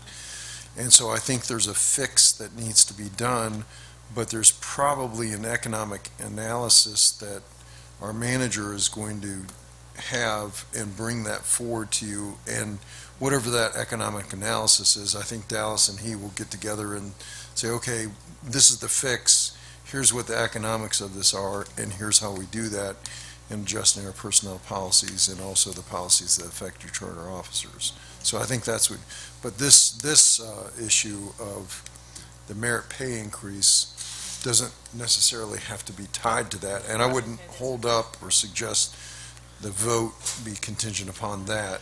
And that's not what I was suggesting either. We could do the merit pay. My assumption was, I mentioned it at the last meeting that this had happened, so I was bringing it back to the board. The merit pay is a separate. We can vote on that tonight, get that done. We can come back to this question again later after you've had more time. But I do think it's, especially for a charter officer, I think for any employee, it's a disincentive to ever give somebody any time that they, if somebody has a need for it and you want to be generous and give them some time, but now it's going to cost you the time and it's going to cost you next year's time as well. Commissioner Martin? I'm in favor of the merit raise, and I would also be in favor of moving in the direction of eliminating that disincentive. Okay, so I have a motion. Do I already have a motion for the merit increase? No. I have a motion and I have a second from Commissioner Coleman. We already had that on the books, right? Okay. So, and then we'll come back to the issue of eliminating that disincentive and we'll readdress that later. Okay. Comments from the board? Comments from the audience? All those in favor signify by saying aye. Aye. Motion passes unanimously. Thank you, Madam Clerk, for all your hard work. We appreciate everything you do.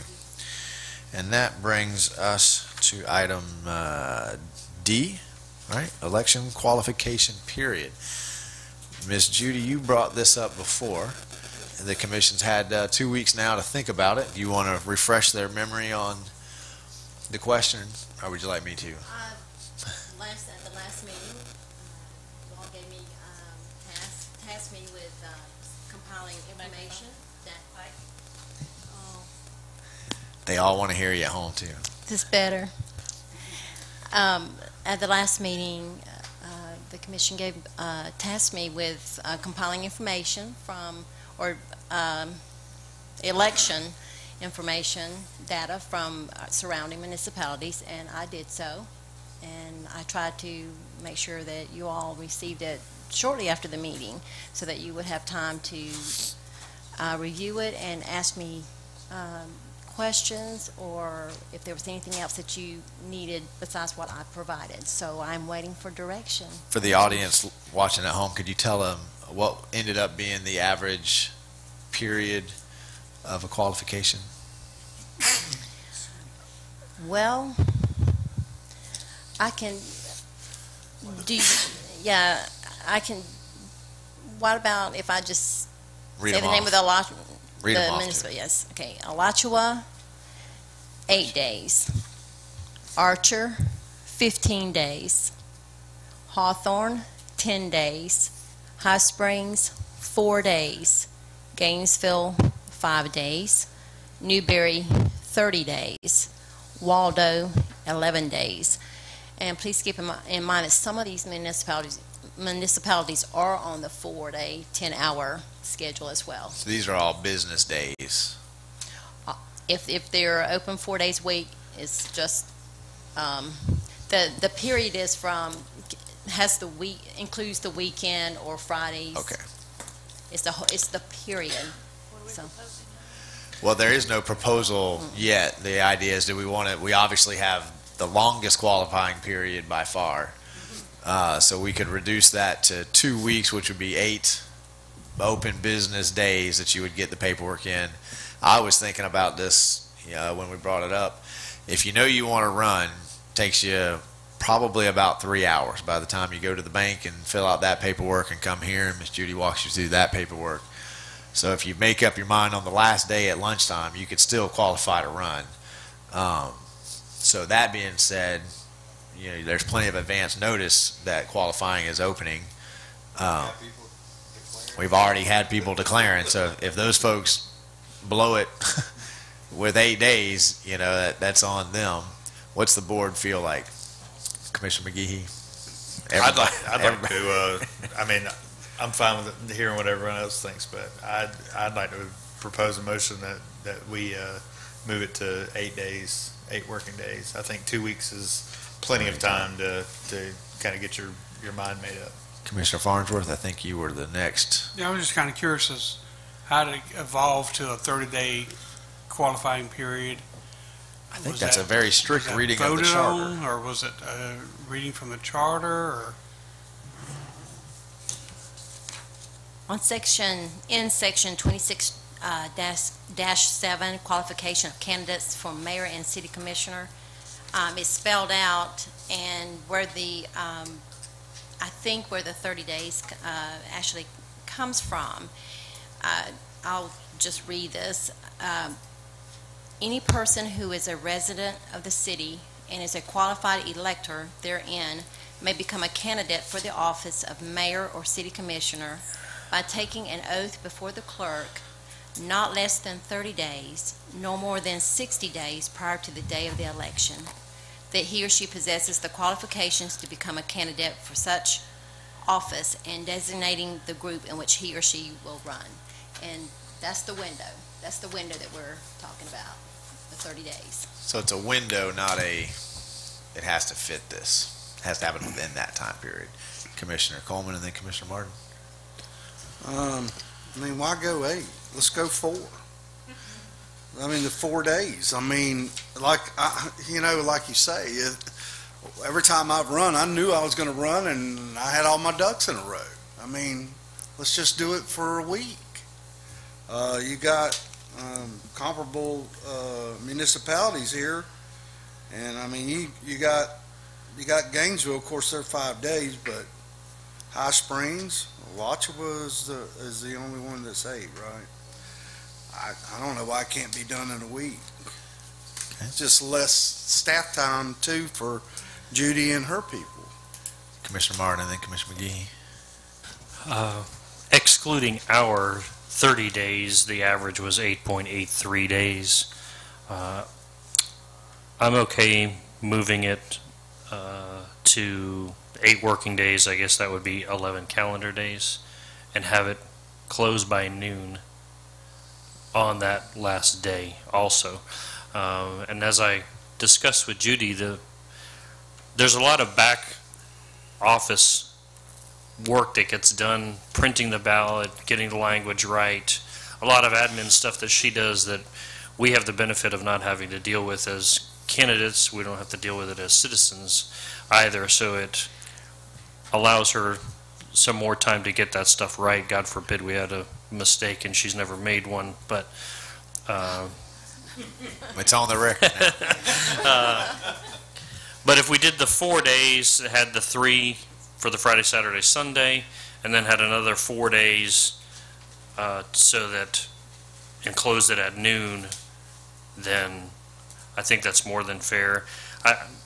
To Commissioner Coleman's point about the 4 days, I would hate for somebody that wants to run be on a pre-scheduled vacation or some conference that they have to do at work. Just gives them a little bit of extra time, and I know I've screwed up and had to redo stuff, so it takes a little bit of pressure off it. Commissioner McGee. Just kind of piggyback on what Commissioner Martin was saying, that, ideal world, 4 days would be ideal.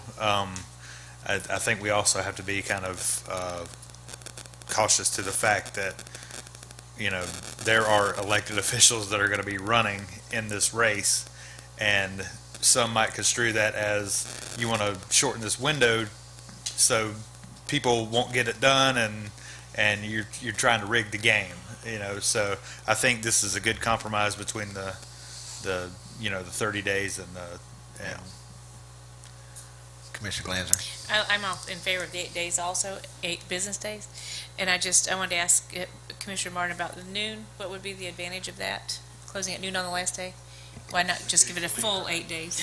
Ms. Judy, do you have an advantage to closing it at noon? Noon, or on the last day? Yes, and actually, Alachua, Archer is one of the municipalities that their qualifying starts at noon and ends at noon.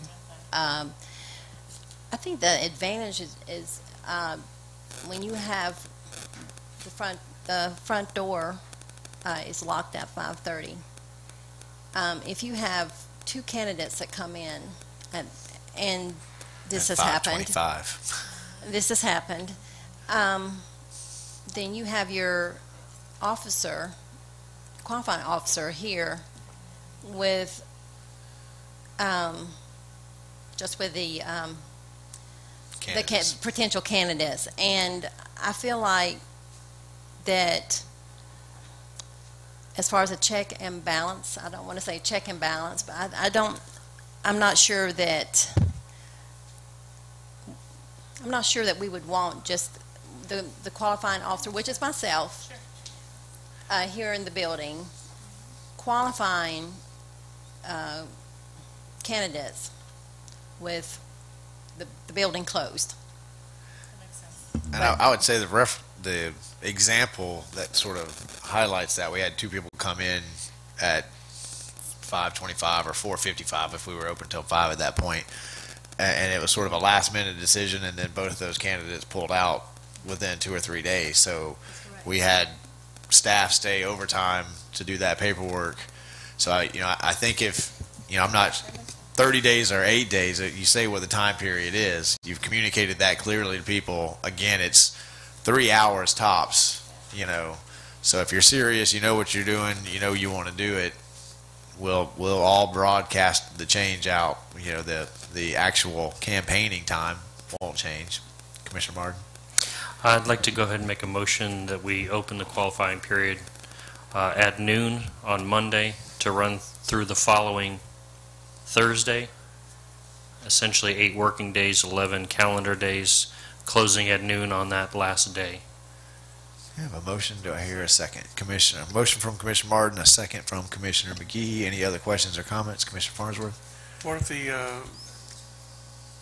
you have somebody come in like on a Wednesday, you have 2 people coming on Wednesday at 5:30, is that gonna mess things up, or are you still gonna be here by yourself? We never turn anyone away. We never, if you're here before the door closes, then I will be here until we get your paperwork done. I'm just saying that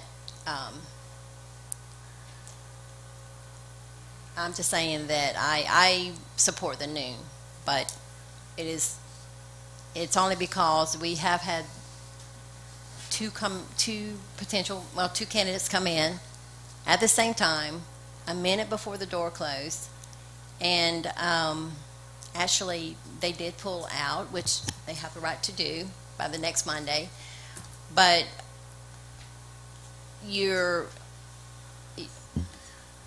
during that time is a very sensitive time for the community, and I have had instances where there were not poll watchers, but individuals watching to make sure, even on the Friday that we open, when the city hall is closed, 4 days prior to, so we can have our citizens pick up vote by mail ballots for others. And there have been questions about things that they saw someone inside. They wondered why that person was inside, and because there were other individuals in voting. However, fortunately, I had a second person inside that had nothing to do with the election, and was able to explain to that person that was that person's family, and that person was in the foyer while the voting was going on. So I'm just saying. Well, and I think if they come in on Wednesday at closing time, that gives you the chance to say, okay, I've got your paperwork. We've got it. Come back tomorrow in the morning, and we can validate it. We can whatever. That gives you some. If you come in on Thursday at 5:59, you kind of have to do it all right there, because there's no. And again, that's only really happened one time. Most folks qualify on the very opening day of qualifying, so they can have as much campaigning time, legally with the paperwork, as possible. So I just think it kind of gives the incentive to make up your mind and go ahead and don't put anybody through the ringer by making last minute decisions and keeping people here till. My only question is, should we stop the qualifying on a daily basis at 5 o'clock except for that last Thursday, so that she doesn't get to a situation where you have That's good. She's here by herself. That's a good idea. I don't know, is that possible? Because we're here open till 6, but you get here at 5, that would give you an hour to sit with somebody. I think we actually changed that last year, because when We did. when the proclamation is read in January, I'm required to put the hours. Okay, so that would stay the same. We could, whatever you wish. But what Commissioner Farnsworth is saying is that it's 5 o'clock every day, not just 5 o'clock on the last day. 5 o'clock at every day, Right, that we way. need to be consistent, Consistent across so the that board. everyone has the opportunity to. No, we're talking about, it starts at noon and ends at noon, but every day, 5 o'clock is your, I'm if you come in available. at I'm 4:59, available. it gives you that an hour instead of coming in at 5:55 and then trying to keep people here till 7:30 or 8. Well, it was just a suggestion. The motion is just to have from 12 to 12, 8 days. Do we need to read that into the motion, or can that be a? I have for the motion that, and we haven't decided what days yet, what the window, if it's on the 60th day until 60, 50, the 49th day prior to the I election. would hug it all up there together. No sense in having 2 weeks qualifying and then downtime, and Well, don't you think? It actually gives us more time. That pesky microphone. It actually provides more time for vote by mail voters to request ballots and for us to get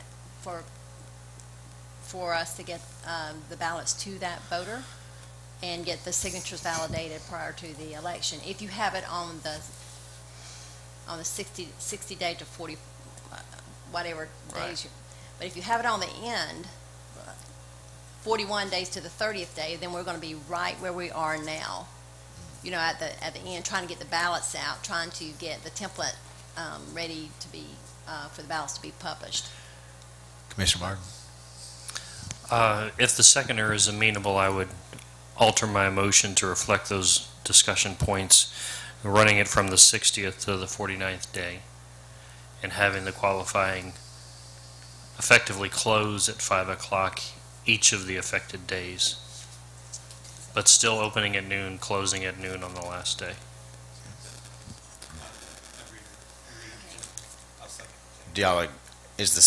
Your second is for the 60th to the 49th day as well, which would leave the window in between qualifying and, all right. How much So I of have a a- window is that gonna be though? Okay. When will the qualifying be if the, Could you give us the actual calendar days, Miss Judy, so that we can look at it? I think April the 10th is election day. April the 10th is election day. I have it. Okay, the 60th day, is Friday the 9th, so it would be Monday the 12th, qualifying would begin. And if you ran it for 8 working days, including the weekend that Friday, it would close on Thursday, the 22nd of February. So it's 12th through the 22nd. Okay. And my understanding is qualifying would begin at noon on Monday and would go through 5 o'clock, and then from 8 until 5. That would be almost 8 weeks of campaigning. This is a long time. Apparently you can campaign from November until April, though. So it doesn't really affect the campaign. It kind of changes kind of the headspace of campaigning between it being the end of the qualifying period to the day of election. Yeah. But you can wait until the week before election to really campaign. So it doesn't really affect those, but it certainly allows more time for the debates. Longer time to prepare the ballots. And like you said, I thought that was a good point as far as the folks that want to pick up a ballot. That'll get done a lot sooner for them. That'll help them out a lot. I'm just thinking of the tension in 8 Yeah, I'm weeks. thinking Of, 8 weeks of tension. Yeah, 8 I weeks thought between- 6 weeks was between plenty of qualifying time. and the actual for- election is a little much. You don't have to worry next year. Yeah. We're just gonna turn social media off. Yeah. The whole city. All right. So I've got a motion and a second for qualifying to begin on March 12th, end on March 22nd, from noon to noon. Every other business day, qualifying would end at 5. Any other comments from the dais? So, okay, clarification. would start at noon every day and end at 5 or No, something? ma'am. Just start at noon on the 12th, end on noon on the 22nd. Okay. But if somebody comes in at 5:30 on the 13th, you say, "I'm sorry, see you in the morning, come back." You got to get here before 5 because it takes an hour for us to go through things. We've only got 30 minutes left until City Hall closes. I have it. Okay.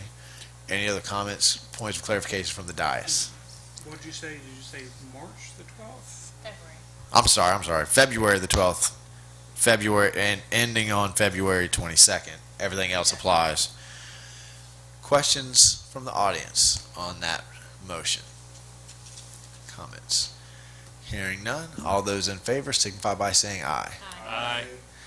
Roll call. Commissioner Coleman? Commissioner McGehee? Commissioner Farnsworth? Nay. Commissioner Martin? Aye. Commissioner Glanzer? Aye. Motion passes 3-2. All right, this will be an interesting 8-week campaign. I look forward to it. All right, moving on to item now E, Commission holiday schedule. Brian, we are set to go in next year already, so. Yes, sir, Mr. Mayor. If you look at the calendar provided, the second Monday of December falls on the 11th, which would be a normal first commission meeting of the month. The second commission meeting of the month would normally be on Christmas Day, the 25th, Monday the 25th. And so basically, the three options presented would be to maintain the regular schedule, change to a second meeting on a different night of the week or a different week of the month, or to cancel the meeting.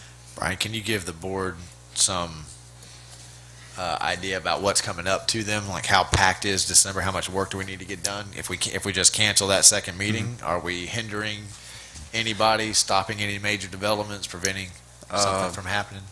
Mr. Mayor, while we are always busy and have a full agenda of course, in the city, it is a good time, just based on, in general, the development community as well as others slow down for that time period. And so it does not appear as that we're going to have a packed agenda or even close. A lot of the items are coming back up in January. Okay. Questions from the board? Commissioner Martin. I would move to maintain the Monday, the 11th, cancel the meeting on the 25th. Not that a motion is necessary, but and then I would leave the window open, at least for myself, if we find that there is a few things that need to get done. I'm amenable to coming in earlier on the 11th and staying a little bit later if we have to start at 6 o'clock or something like that. Okay. I see a head nod. Commissioner Farnsworth, Commissioner Glanzer. Do we need a motion, Mr. Walker? Yes. Okay. Well, then we do need a motion. Will you make that a motion, Commissioner Martin? I'll make a motion to cancel the December 25th meeting, maintain the 11th. Okay. And second from Commissioner Coleman. So I have a motion by Commissioner Martin, a second from Commissioner Coleman. Any other comments from the dais? Public comment on canceling the meeting on Christmas Day. Any Scrooges in the audience? Just checking. Okay. All those in favor signify by saying aye. Aye. Motion passes unanimously. We will now move to item F, the United States Department of Agriculture Farm Service. Jamie is going to lead us through this one. You've gotten a slew of emails here recently about this. Go ahead. Good evening, Commissioners. As you stated, it's the USDA Farm Service Agency Committee election. They transmitted a ballot for the city to vote. There's two candidates listed, a Rudolph J. Chisholm and a Ura L. Robinson. These ballots are due back to the USDA by December 4th, 2017. Your Farm Service Agency committees participate in the delivering farm programs to the local community, whether it's producer appeals, commodity assistance, disaster relief, or whatnot. So the recommended action is one of three: either vote for one of the two candidates, authorize the mayor to vote for one of the two candidates, or authorize the city manager to vote for one of the two candidates. But we do need to respond back to U.S. Department of Agriculture. So if you guys haven't had a chance to look at the resumes, it was hard to get all that information.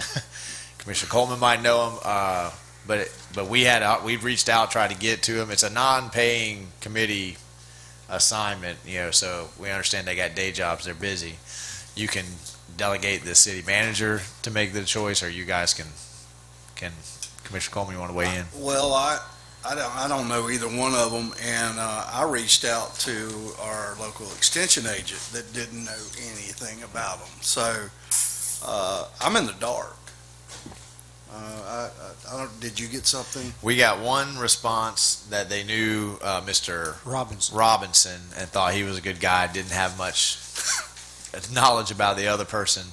I tried to find somebody over there that might know him, and Mr. Mayor, our city manager asked that I check into some resources, and my understanding is that Mr. Robinson is a farmer down in Archer, and small farmer, and the resources I had was that he would be a good selection, and that's coming through the Florida Farm Bureau. It's a resounding. So do I hear a motion to vote for Mr. Robinson? Right down the road. I got a motion from Commissioner Glanzer, a second from Commissioner Coleman. Any other thoughts about this committee appointment? This would be it's an important committee. They kind of handle your appeals if you need to work through. Any thoughts or questions from the audience? Hearing none, all those in favor signify by saying aye. Aye. Did I hear all five? Roll call. Commissioner Coleman. Aye. Commissioner McGee. Commissioner Farnsworth. Commissioner Martin. No. Commissioner Glanzer. Motion passes 4-1 with Commissioner Martin in dissent. Item F. No. Yes. Well, we're moving around. So now we're on item F, which is the sign. Have I got the discussion on the sign? I want to be clear with the commission and with the audience that I asked for this to be added to the agenda in no way to signify that this board is going to engage in reverse legislation. I've received numerous phone calls from people who are not very pleased with the sign and are curious how the sign got passed. So I talked with Mr. Thomas today, let him know that I was going to ask for this so that he could kind of walk us through the process, let us know if that sign is in compliance, if it's not in compliance, and we can go from there. If it's not in compliance, obviously we'll work with the owner to rectify and bring them into compliance. If it is in compliance, then they're in compliance, and that's our sign ordinance. We can't go back and say, well, but we don't like that sign. So I just want to be clear. I know there's a lot of folks listening at home that are hoping that we're going to come down and say, no, they've got to take that sign out. And depending on what Mr. Thomas says, that may be the case, but we'll wait until we hear whether or not the sign is actually in compliance. Can you talk us through a little bit of that process? Yes, Mr. Mayor, thank you. The QuickMed, the sign company that they engaged to provide them with signage, had originally brought the sign forward in a variance request. They wanted to actually put it up on a pole much higher. The Planning and Zoning Board recommended, they actually did not make an official recommendation. They asked the applicant to come back with alternatives because they felt that what they were asking for was too far in excess of what our current sign code allows. And instead, the applicant said, well, if I come in, if the sign is compliant with your current code, can we go ahead and put that in? And they could. So based on the plans that were submitted in the application, size-wise, height-wise, and location-wise on their property, it is all compliant. They're in a commercial zoning district. In the commercial zoning district, they're allowed to have up to 100 square foot of signage, which equates on a two-sided sign to 50 square feet per side. Based on the drawings, and I haven't gone out and physically confirmed it, but based on the drawings they submitted, they would be within the 50 square feet on both sides. You're allowed to have, in commercial zoning districts, you can also have changeable copy sign, the electronic portion of the sign, which they have. And section 4.2.20.8 under permitted signs specifies that in the commercial district or industrial districts, with a freestanding commercial sign, you can have a up to 70% of the sign face can be of the electronic changeable portion of the sign, which this one would also fall in compliance with. Where they've run afoul of compliance is with the speed with which the sign changes, the message changes. Our code requires that the message not change any faster than one cycle per minute. And so when a message pops up, a minimum of 60 seconds has to go by before the next message comes up. There's no limit on the number of messages. They just can't cycle faster than one per 60 seconds. Sure. Does that include the scrolling? Is that considered? We don't actually, Mr. Mayor, have anything in our code that refers to scrolling or fluid type messages on the electronic portion. I think back when the code was written, the modern electronic changeable signs consisted mainly of fixed LED lighting, and as technology has progressed and our sign ordinance hasn't, these scrolling and fancier, the computer programming allows them to do a lot more with the signs.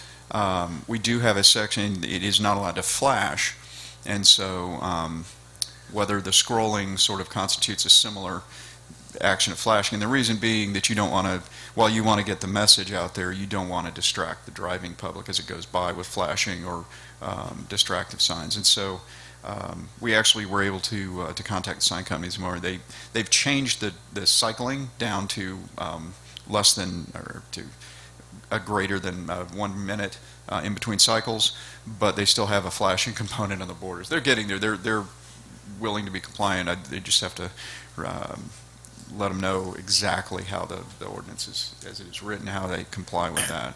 But Brian, even if it scrolls in from the side or scrolls up from the bottom, the message has to stay there for 60 seconds. Minimum so it can 60 come seconds. up, stay there for 60 seconds. Another one, that's what they do at the high school and the middle school. The messages come up and then they sit there and they cycle through, but they go through at a scroll.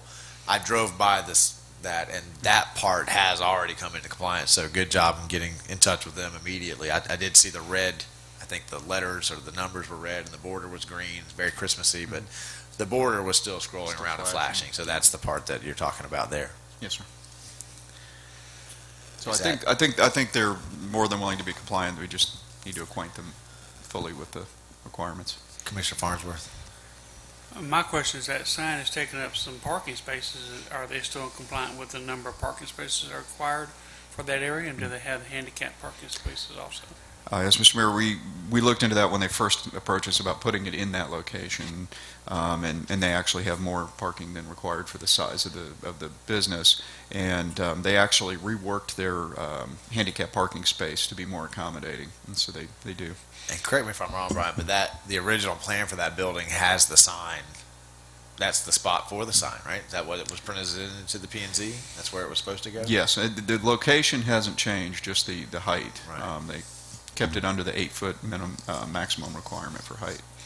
And also, they're also allowed to put the signage on the side of the building. Yes, Mr. Mayor. They also are allowed to up to a certain percentage of the wall space can be devoted to signage too, including the window space. And so, when you calculate out the size of the wall sign, it complies with that as well. They also have like a folding sign out there near the sidewalk. Is that in compliance also? Sure. The folding sign, there is a provision in our code that allows for one A-frame sign per business. And I think as long as it's on their property, it's compliant. You just can't put it out in the right. You can't put it in the sidewalk or in the right-of-way or anywhere that would obscure or block traffic. Commissioner Martin. Do we have any obligation on behalf of the public to address the sightline if you're in that spot next to it, backing in and out of 26? Mr. Mayor, the code that we have addresses the sight triangle at intersections, which are on the roadway, but they don't address in a parking lot whether or not it can obscure. And so the short answer to that is no, our code doesn't address that unless it's at an actual intersection. Seems like something we might want to. I'm sorry, let me clarify. I wasn't questioning whether or not it was code allowable, but whether or not we had an obligation to address the sightline. Mr. Mayor, it appears that the intent of placing the sign where it is to actually prevent through traffic on that parking area, which is actually something that we had talked with them about. Traditionally, that entire parking lot area has been traversable across the entire section with multiple businesses. It appears that by placing it there, they're actually trying to prevent that from happening, which can actually be an improvement in safety because you don't have people trying to access the side street through the parking lot anymore from the other side of the building. But as far as being able to see as you back out, there could be an element there as far as somebody parked on either side of the sign might not see somebody coming through. Yeah, and I had a discussion with the mayor about it earlier. Are they amenable to raising it to not affect the sight line, and maybe just put 2 yellow poles similar to what you see on a gas station? Mr. Mayor, coincidentally, the applicant is requested additional consideration for a variance that would allow them to raise the base of the sign up to 6 feet, so that you would be able to see the sign above a parked car next to it, and you'd be able to see under the sign. But that would require a variance approval. If somebody knocks their head, I guess they're facilitating their own business. You're absolutely correct. They would need to put something on the ground to prevent people from running into the sign. Commissioner Coleman? I just want to know what the over and under is on how long it's going to be till it gets hit. Because that's going to happen. I mean, oh, I know. Well, and I mean, you're going to have to wear sunglasses to get by the sign half the time because it's so bright. But I don't want to discourage any business here in Newberry. And if he's within our ordinances of the way that sign needs to be, we need to leave the guy alone. That's the way I feel. Because, I mean, the perception already is not good with some of the other businesses, that the way this has went. And I'm 100% for him raising it. I'm actually 100% him putting it on top of the building, just, but it's just, I mean, it's very gaudy, and I don't personally like it, but he's a business here, and thank God he's here. And that's the way I feel. Thank you, Commissioner Coleman. Mr. Thomas, was there any regulations about the brightness? Because I know I know about the speed of the scrolling, but I wasn't sure if there is. I know most of these come from the state when it comes to brightness. Was there anything on that? Mr. Mayor, we tried to research. I mean, we researched our own code, and we're not able to find anything as far as the illumination, other than it cannot shine on or reflect onto residential adjacent properties. We did not find anything in the state uniform code book either as far as the brightness and intensity of the sign. I think one of the factors probably is the newness factor. It's the first one of its kind in Newberry, and so definitely won't be the last. Departure from what we currently have, and a lot of these issues could certainly be addressed when we have our workshop again on signage. But unfortunately, there's no requirement in our code that you have an aesthetically appealing sign. It's, as you mentioned, it's the business owner's choice as long as they fall within the confines of the code, which we believe they have. Commissioner McGehee? As amenable as they've been so far, I was just wondering if staff would be willing to at least have that discussion with them. Maybe it's a little too bright. Is there any way that you could kind of turn down the intensity of it? Because that seems to be the biggest complaint that that I'm hearing is when people go through that light, they're kind of blinded by it. Well, when they come back to the P&Z and ask for a variance to go above the 8 feet, we could certainly say, we'd be more than willing to give you that variance. Could you turn it down? Also, bulbs will go out eventually. Right. And Mr. Mayor, as I understand from the sign companies that make these types of signs, the illumination is variable, so that during the day it might tweak up a little bit and be brighter so you can see it in the daylight, and then it's supposed to tone itself down in the evening because you don't need nearly as much illumination to be seen. And absolutely, as the mayor said, that when they come back for the variance, then that's definitely an opportunity to say, give a little here, take a little there. And I think these signs they're meant to be a lot higher in the sky. They're not necessarily meant to be right there on the ground at eye level when you walk through it. So this was a sort of a compromise, but I did want to take the opportunity, because I've spent the last 3 or 4 days answering questions about this sign, just to educate folks on the process of how these things come about, because this board here sets broad policy decisions. We say, as what you guys elect us to say, that you wanted a business-friendly sign ordinance that allows businesses to come in and get their message out, and it has more flexibility. And so once we set that policy decision and we approve it, unless the business is asking for a favor to break that ordinance, it doesn't come before this board. The only reason it came in front of the Planning and Zoning Committee was because they were asking for a favor. They wanted the sign to be 18 feet up, which would have made it Newberry's tallest sign. And the Planning and Zoning Board, we didn't put it into a motion, but we very clearly said, if you force us to come put it into a motion, it's going to be a no.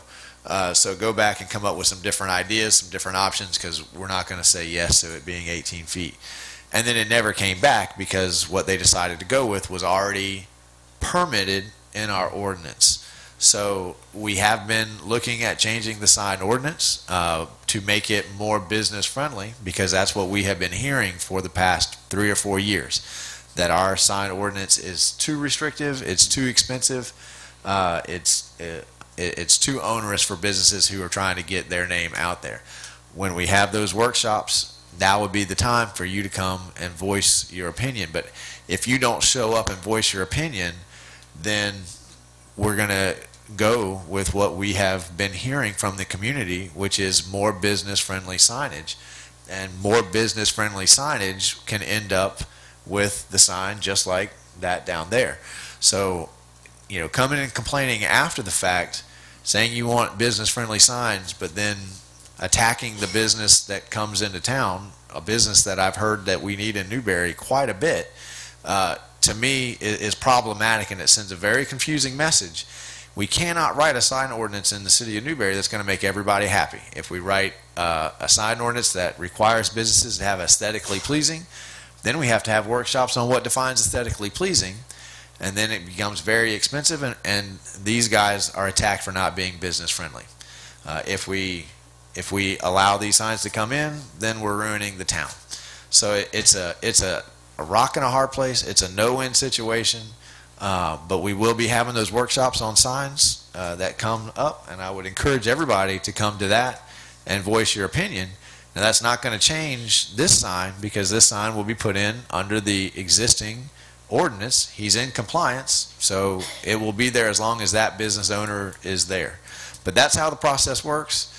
So your chance to have your voice heard is at those workshops and at the commission meeting where we vote to adopt that sign ordinance. It's not after the fact, once somebody spent $20,000 to put a sign up. I don't think anybody on this board is going to go say, I'm sorry, we don't like that sign, so we want you to waste that $20,000. That's not business friendly. It's not conducive to development. It's not conducive to growth. And it's just not fair or equitable to anyone. So I appreciate everybody's thoughts about the sign and everybody's concerns. It is in compliance. The areas that it's out of compliance, we're going to work to bring them in. And we'll announce it when we have those workshop dates. Any more thoughts or comments from the board? Any thoughts or comments from the public on this? I had expected a lot more people to be here, because they certainly had a lot to say to me on Sunday afternoon about it. Okay, moving on then to comments, right? Does that bring us to comments? All right, city manager, Mr. Thomas. Acting city manager for the night. The commission may have thought that they got a break on this because the city manager's not here, but he gave you a list. He coached me up. So we have 30 minutes to get now. Wanted to remind everybody that we have the local delegation meeting, legislative delegation meeting on Wednesday at 9 a.m. at the Santa Fe Performing Arts Center, Santa Fe College Performing Arts Center. Please attend if you can to show your support for the local initiatives that are being discussed there. Give you a brief update on the county annexation challenge. As you all are aware, the county did issue a letter basically challenging 3 of the proposed annexations that the city approved at the last meeting. We have a public meeting December 7th here in City Hall chambers with the county to address those issues. And so we're working with the city attorney's office to prepare for that, and you'll all be here, so we'll see it then. Or not, y'all be there, but we'll get an update after the meeting. A brief fire station update.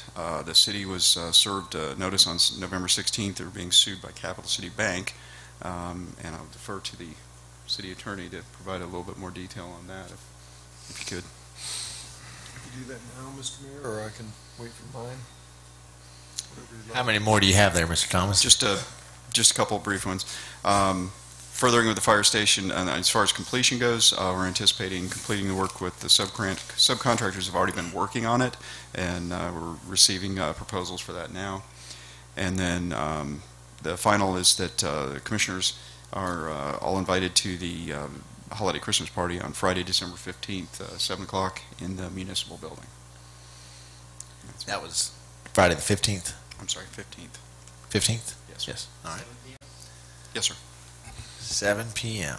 All right. That conclude? All right. Mr. Attorney. Mr. Mayor, we terminated our agreement with TWC on November 8th, 2017. There was a number of contractual issues that had come up, and management staff of the city felt it was in the best interest of the city to go ahead and terminate our contract with TWC.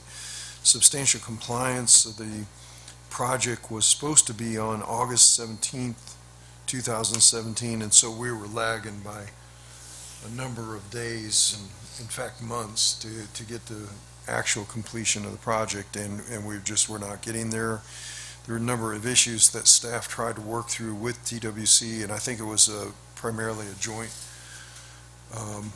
position of TWC and the city to terminate the agreement at that time, but we did put them on notice on November 8th that we were doing so. That same day, Capital City Bank filed a complaint against TWC.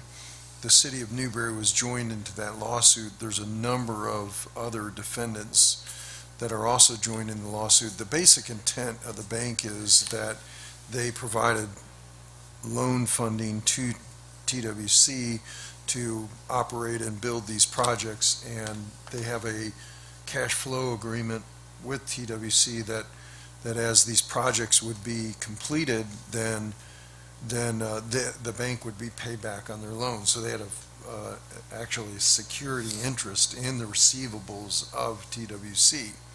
And so that was an agreement between TWC and the bank.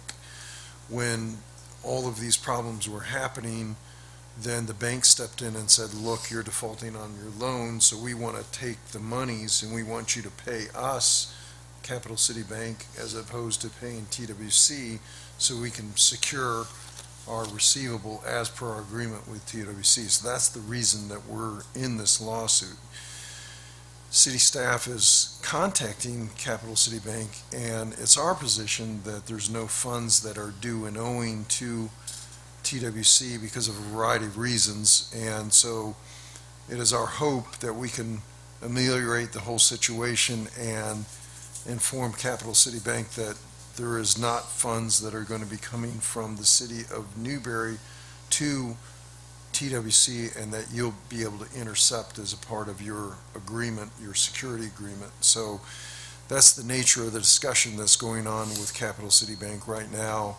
And we are not at the point where we have to answer that lawsuit or take other affirmative actions at this juncture. So it's our hope that we can kind of put this to rest, finish out the project, get it complete, get a CO for the firefighters that we want to have back in operation, full operation at the site. The other thing I think city staff is trying to do is make sure that the subcontractors that are owed money, some of which are our local folks that have to pay their payrolls and keep the lights on and all that sort of thing, we're trying to make sure that those folks get protected without giving up any legal position that we might have. So I think there's a whole lot of moving parts in this particular situation. Jamie's on top of city's staff is on top of, Ben's on top of it, Mike's on top of it, and we'll keep you informed, of course. But that's just a brief scenario and update as to where we're at. If any of you all have any questions about it, you feel free to contact us. You can do it this evening or at the office, whatever you'd like to do. Before we open it up for questions, just remember it's an open lawsuit right there. There are things happening. I would encourage you to have the bulk of those conversations with Mike and with Mr. Walker. He can certainly tell you if he's a question that he can answer publicly or not. Commissioner Coleman. I just want to know how many hours has he got into this so far?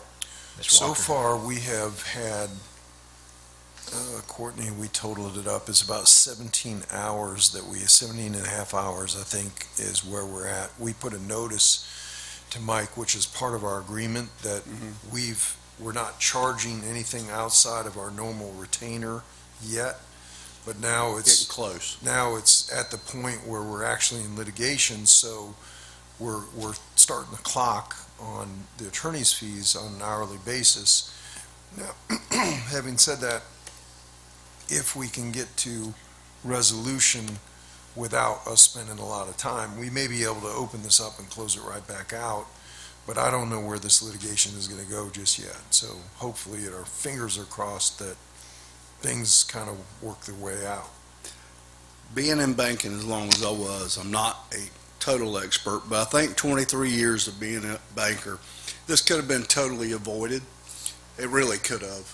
And where I'm at right now, and I'm not going to get deep into it here, but I hope that we're going to pull every dime we have out of that bank and let's look for somewhere else. This is ridiculous. That's where I'm at. I hope I don't know how much money we got at Capital City, but I'm going to personally talk to Mike about it. It needs to get out of that bank. They're costing us money. Other commission questions? Okay. Madam, that's it? That's all I had. Courtney, is there anything else you have? That's all I have. Madam Clerk? I'd like to offer my condolences to Commissioner Glazer and our family. And I'd like to thank the commission for your support this year. Thank you. Mayor, I'm going to tag on to that right quick because I meant to do that while we're doing our resolution. I've worked with Judy for so many years and reiterate your decision in her merit pay increase and have utmost confidence in her running her shop, which keeps us out of a lot of trouble in public records especially. So we appreciate the very competent relationship that we have with her and the job that she does, and also my condolences. Absolutely. Thank you. Commissioner Coleman. We got two things. Miss Joy, if there's anything you need from me, my family, let me know.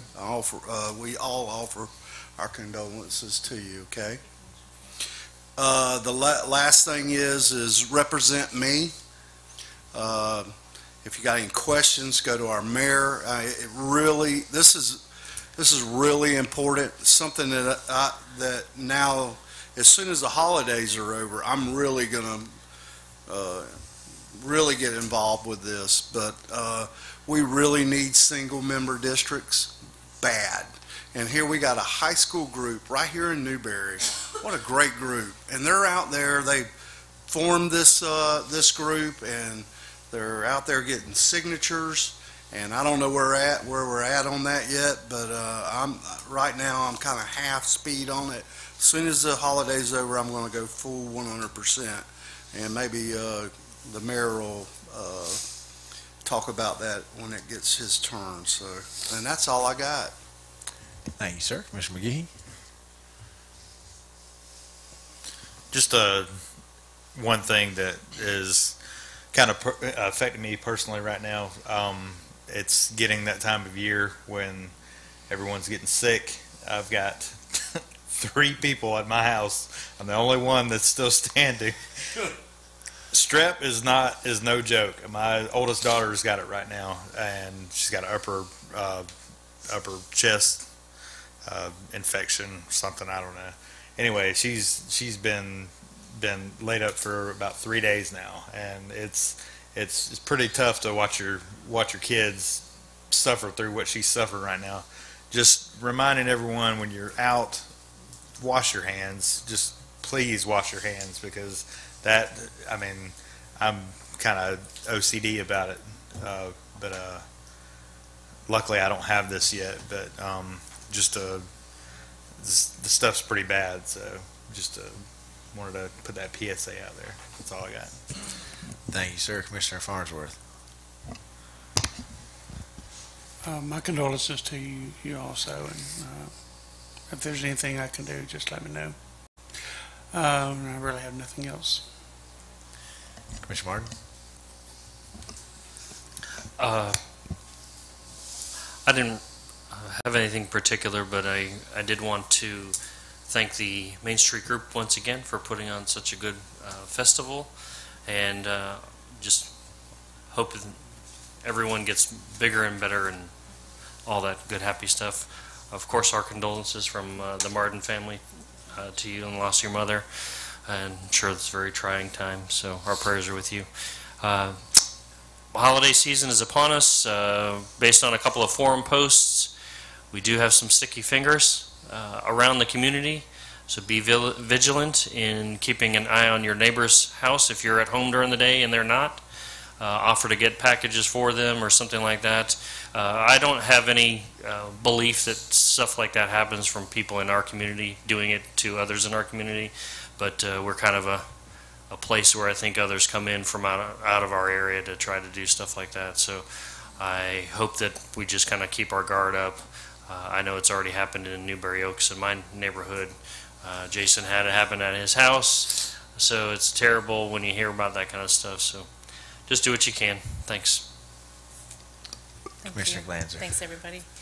I want to add to that, Judy, thank you so much for your service to the city. You've been so helpful to me personally when we're through elections in every way. Thank you for that. And you deserve that merit raise. The second thing is, it's not earth-shattering, but we've had a long tradition at the beginning of our meetings to physically read the agendas. And I think in this day and age, we have online agendas. We actually print them now. Last meeting, there must have been 20 parcel numbers that this poor mayor had to say out loud. And I've looked into it, and there's other communities that you can give you can approve the agenda as printed, if I'm not mistaken. Not only would it save his voice and probably about 5 minutes of our time, but it would, I think, speed things along. And I don't know what the procedure would be, but I'll maybe look into it to see if we could have it where you could just vote on the agenda as read at the beginning of our meetings, unless everybody just loves to hear his voice and, do all that stuff. So maybe can we look into what the procedure would be, or if anybody wants to look into that. Otherwise, I hope everybody had a great Thanksgiving, and thank you so much, everyone, for your condolences. Thank you very much. I'll certainly add mine to those. Anything we can do, you just let us know. And if the board wants to look into, I've actually had occasion here recently to been visiting a lot of other commissions, and I think we're the only one that actually reads it verbatim into the record, and I'm more than willing to continue doing that. I know we do have some folks at home who maybe don't have access to the internet. They're just watching on TV, but I agree that's probably dwindling in numbers. So it may not be time just yet to forego that, but I think the time is probably fast approaching. I did want to just remind everybody that December 16th is going to be our Christmas parade. Usually starts about 5:30, kind of when the sun's going down, so we hope to get it off on time at right around 5:30. There's going to be the parade. RPM Auto is donating snow cones, so they will be somewhere on the parade route giving away free snow cones. And then over in Country Way Town Center, there's going to be not really a festival, but some music and some vendors set up. I think the high school step team will be doing a routine, so come out that day to Newberry. There'll be a lot going on that you could support. Maybe that would be good. Marlon, get the cloggers for Christmas. Yeah. I wanted to thank everybody who came out on Small Business Saturday. I went to a number of the businesses in town. They said that they were having a pretty good day. And I think that's important. I see a lot of Facebook posts saying support small business, so I like to see you out and actually doing it. So I appreciate everybody who did. It could be Small Business Saturday every Saturday. We've got Christmas time up and coming. So if you missed Small Business Saturday, it doesn't mean you missed your chance. You can still go into those businesses and support them. We got some new, the Golden Pineapple Boutique. If you haven't had a chance to be in that yet, they've done a fantastic job renovating it. It looks really good. It's a great place, fellas, to pick up something for your wife. They've got a men's section. It's very, very small. There's about 2 different kinds of shirts that you can look at, but there is a men's section. They wanted to point that out to me in particular. If you haven't had a chance to try Backyard Barbecue out, it is really good. I went in there. I've been in there 4 or 5 times now. The service is spot on. They are right there at the table. The new owner is very, very gracious. If you haven't had a chance to meet him, please give him a shot. He believed enough in Newberry to come in and try to save a business in Newberry that has been struggling for a long time. So if nothing else, I think that at least deserves a chance. There's not a whole lot of people who would come in and drop that kind of money and try to save a business. So I know that we have recently, largely through our social media, used social media as a way to vent our frustrations with the world. But it's hard to start a business, and it takes a lot of money to start a business, and it's a big risk. And if I can go anywhere and start my business, why would I come to a city where I'm going to get dragged through the mud on social media and cyberbullied and have my family attacked and have my personal life attacked if I do one thing wrong? So I think those of us who want to support small businesses and want to help, it is beholden on us to try to be positive and encourage second chances and give people, if they're going to take a chance on us, we should be willing to try to give them a chance. So when a business opens up, please give them a shot. If you come to me and you ask me, why can't Newberry keep any businesses in town, or why businesses are shutting down, my first question back is going to be, which businesses in Newberry have you supported? How many times have you been in this past year to those businesses? Because that's how they stay open. Businesses don't stay open magically. They stay open because we go in and we support them. If they don't provide a good service, then absolutely, I'm not saying go back again. But if it's a new business, give them a shot. Doesn't take any more time. Well, it may take a little more time than just going on social media and insulting them. On to a more positive note, represent me. It's a PAC, a political action committee that was started by young leaders right here in this community. I teach American government, and so when I had former students and current students come to me and present this idea to me, it was pretty mind-blowing. I certainly wasn't thinking about those kinds of things when I was 17 years old. They're going to be on the agenda at the December meeting. Amy's looking at me like, okay, let me write that down now.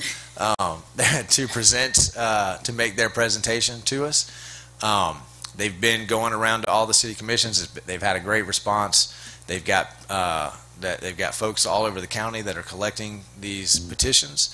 They need 18,000 just to put it on the ballot. So you can support the kids even if you don't support the issue, because all you're doing by signing that petition is putting it on the ballot so that the entire county can have a chance to have a say. And they're not particularly taking a side on the issue. They're just saying, hey, we've grown up in a small community. We've heard our local leaders talk about this. We've heard people say that this would be a good thing. And we wanted to go out there and see if we could actually make it happen. So they'll come and give this body their presentation that they've been given. And if you support them, please don't just sign one. Take one home, get someone else to sign it, mail them in, and see if we can show these kids that if you actually try, you can be successful and you can change the world. My experience as a teacher, if kids try and they succeed, they're much more likely to try again and believe they can do something. If they get the door slammed in their face by life, then they're much less likely to try again. So I'm hoping that they can be successful. I'm hoping that you guys can support them. Again, whether or not you support the issue, you can have your say on election day and say no if you don't, but you could still sign a petition and support them. And I think that brings it up for me, so we'll open it up for public comment. Anyone in the public have any comment? Hearing none, meeting is adjourned.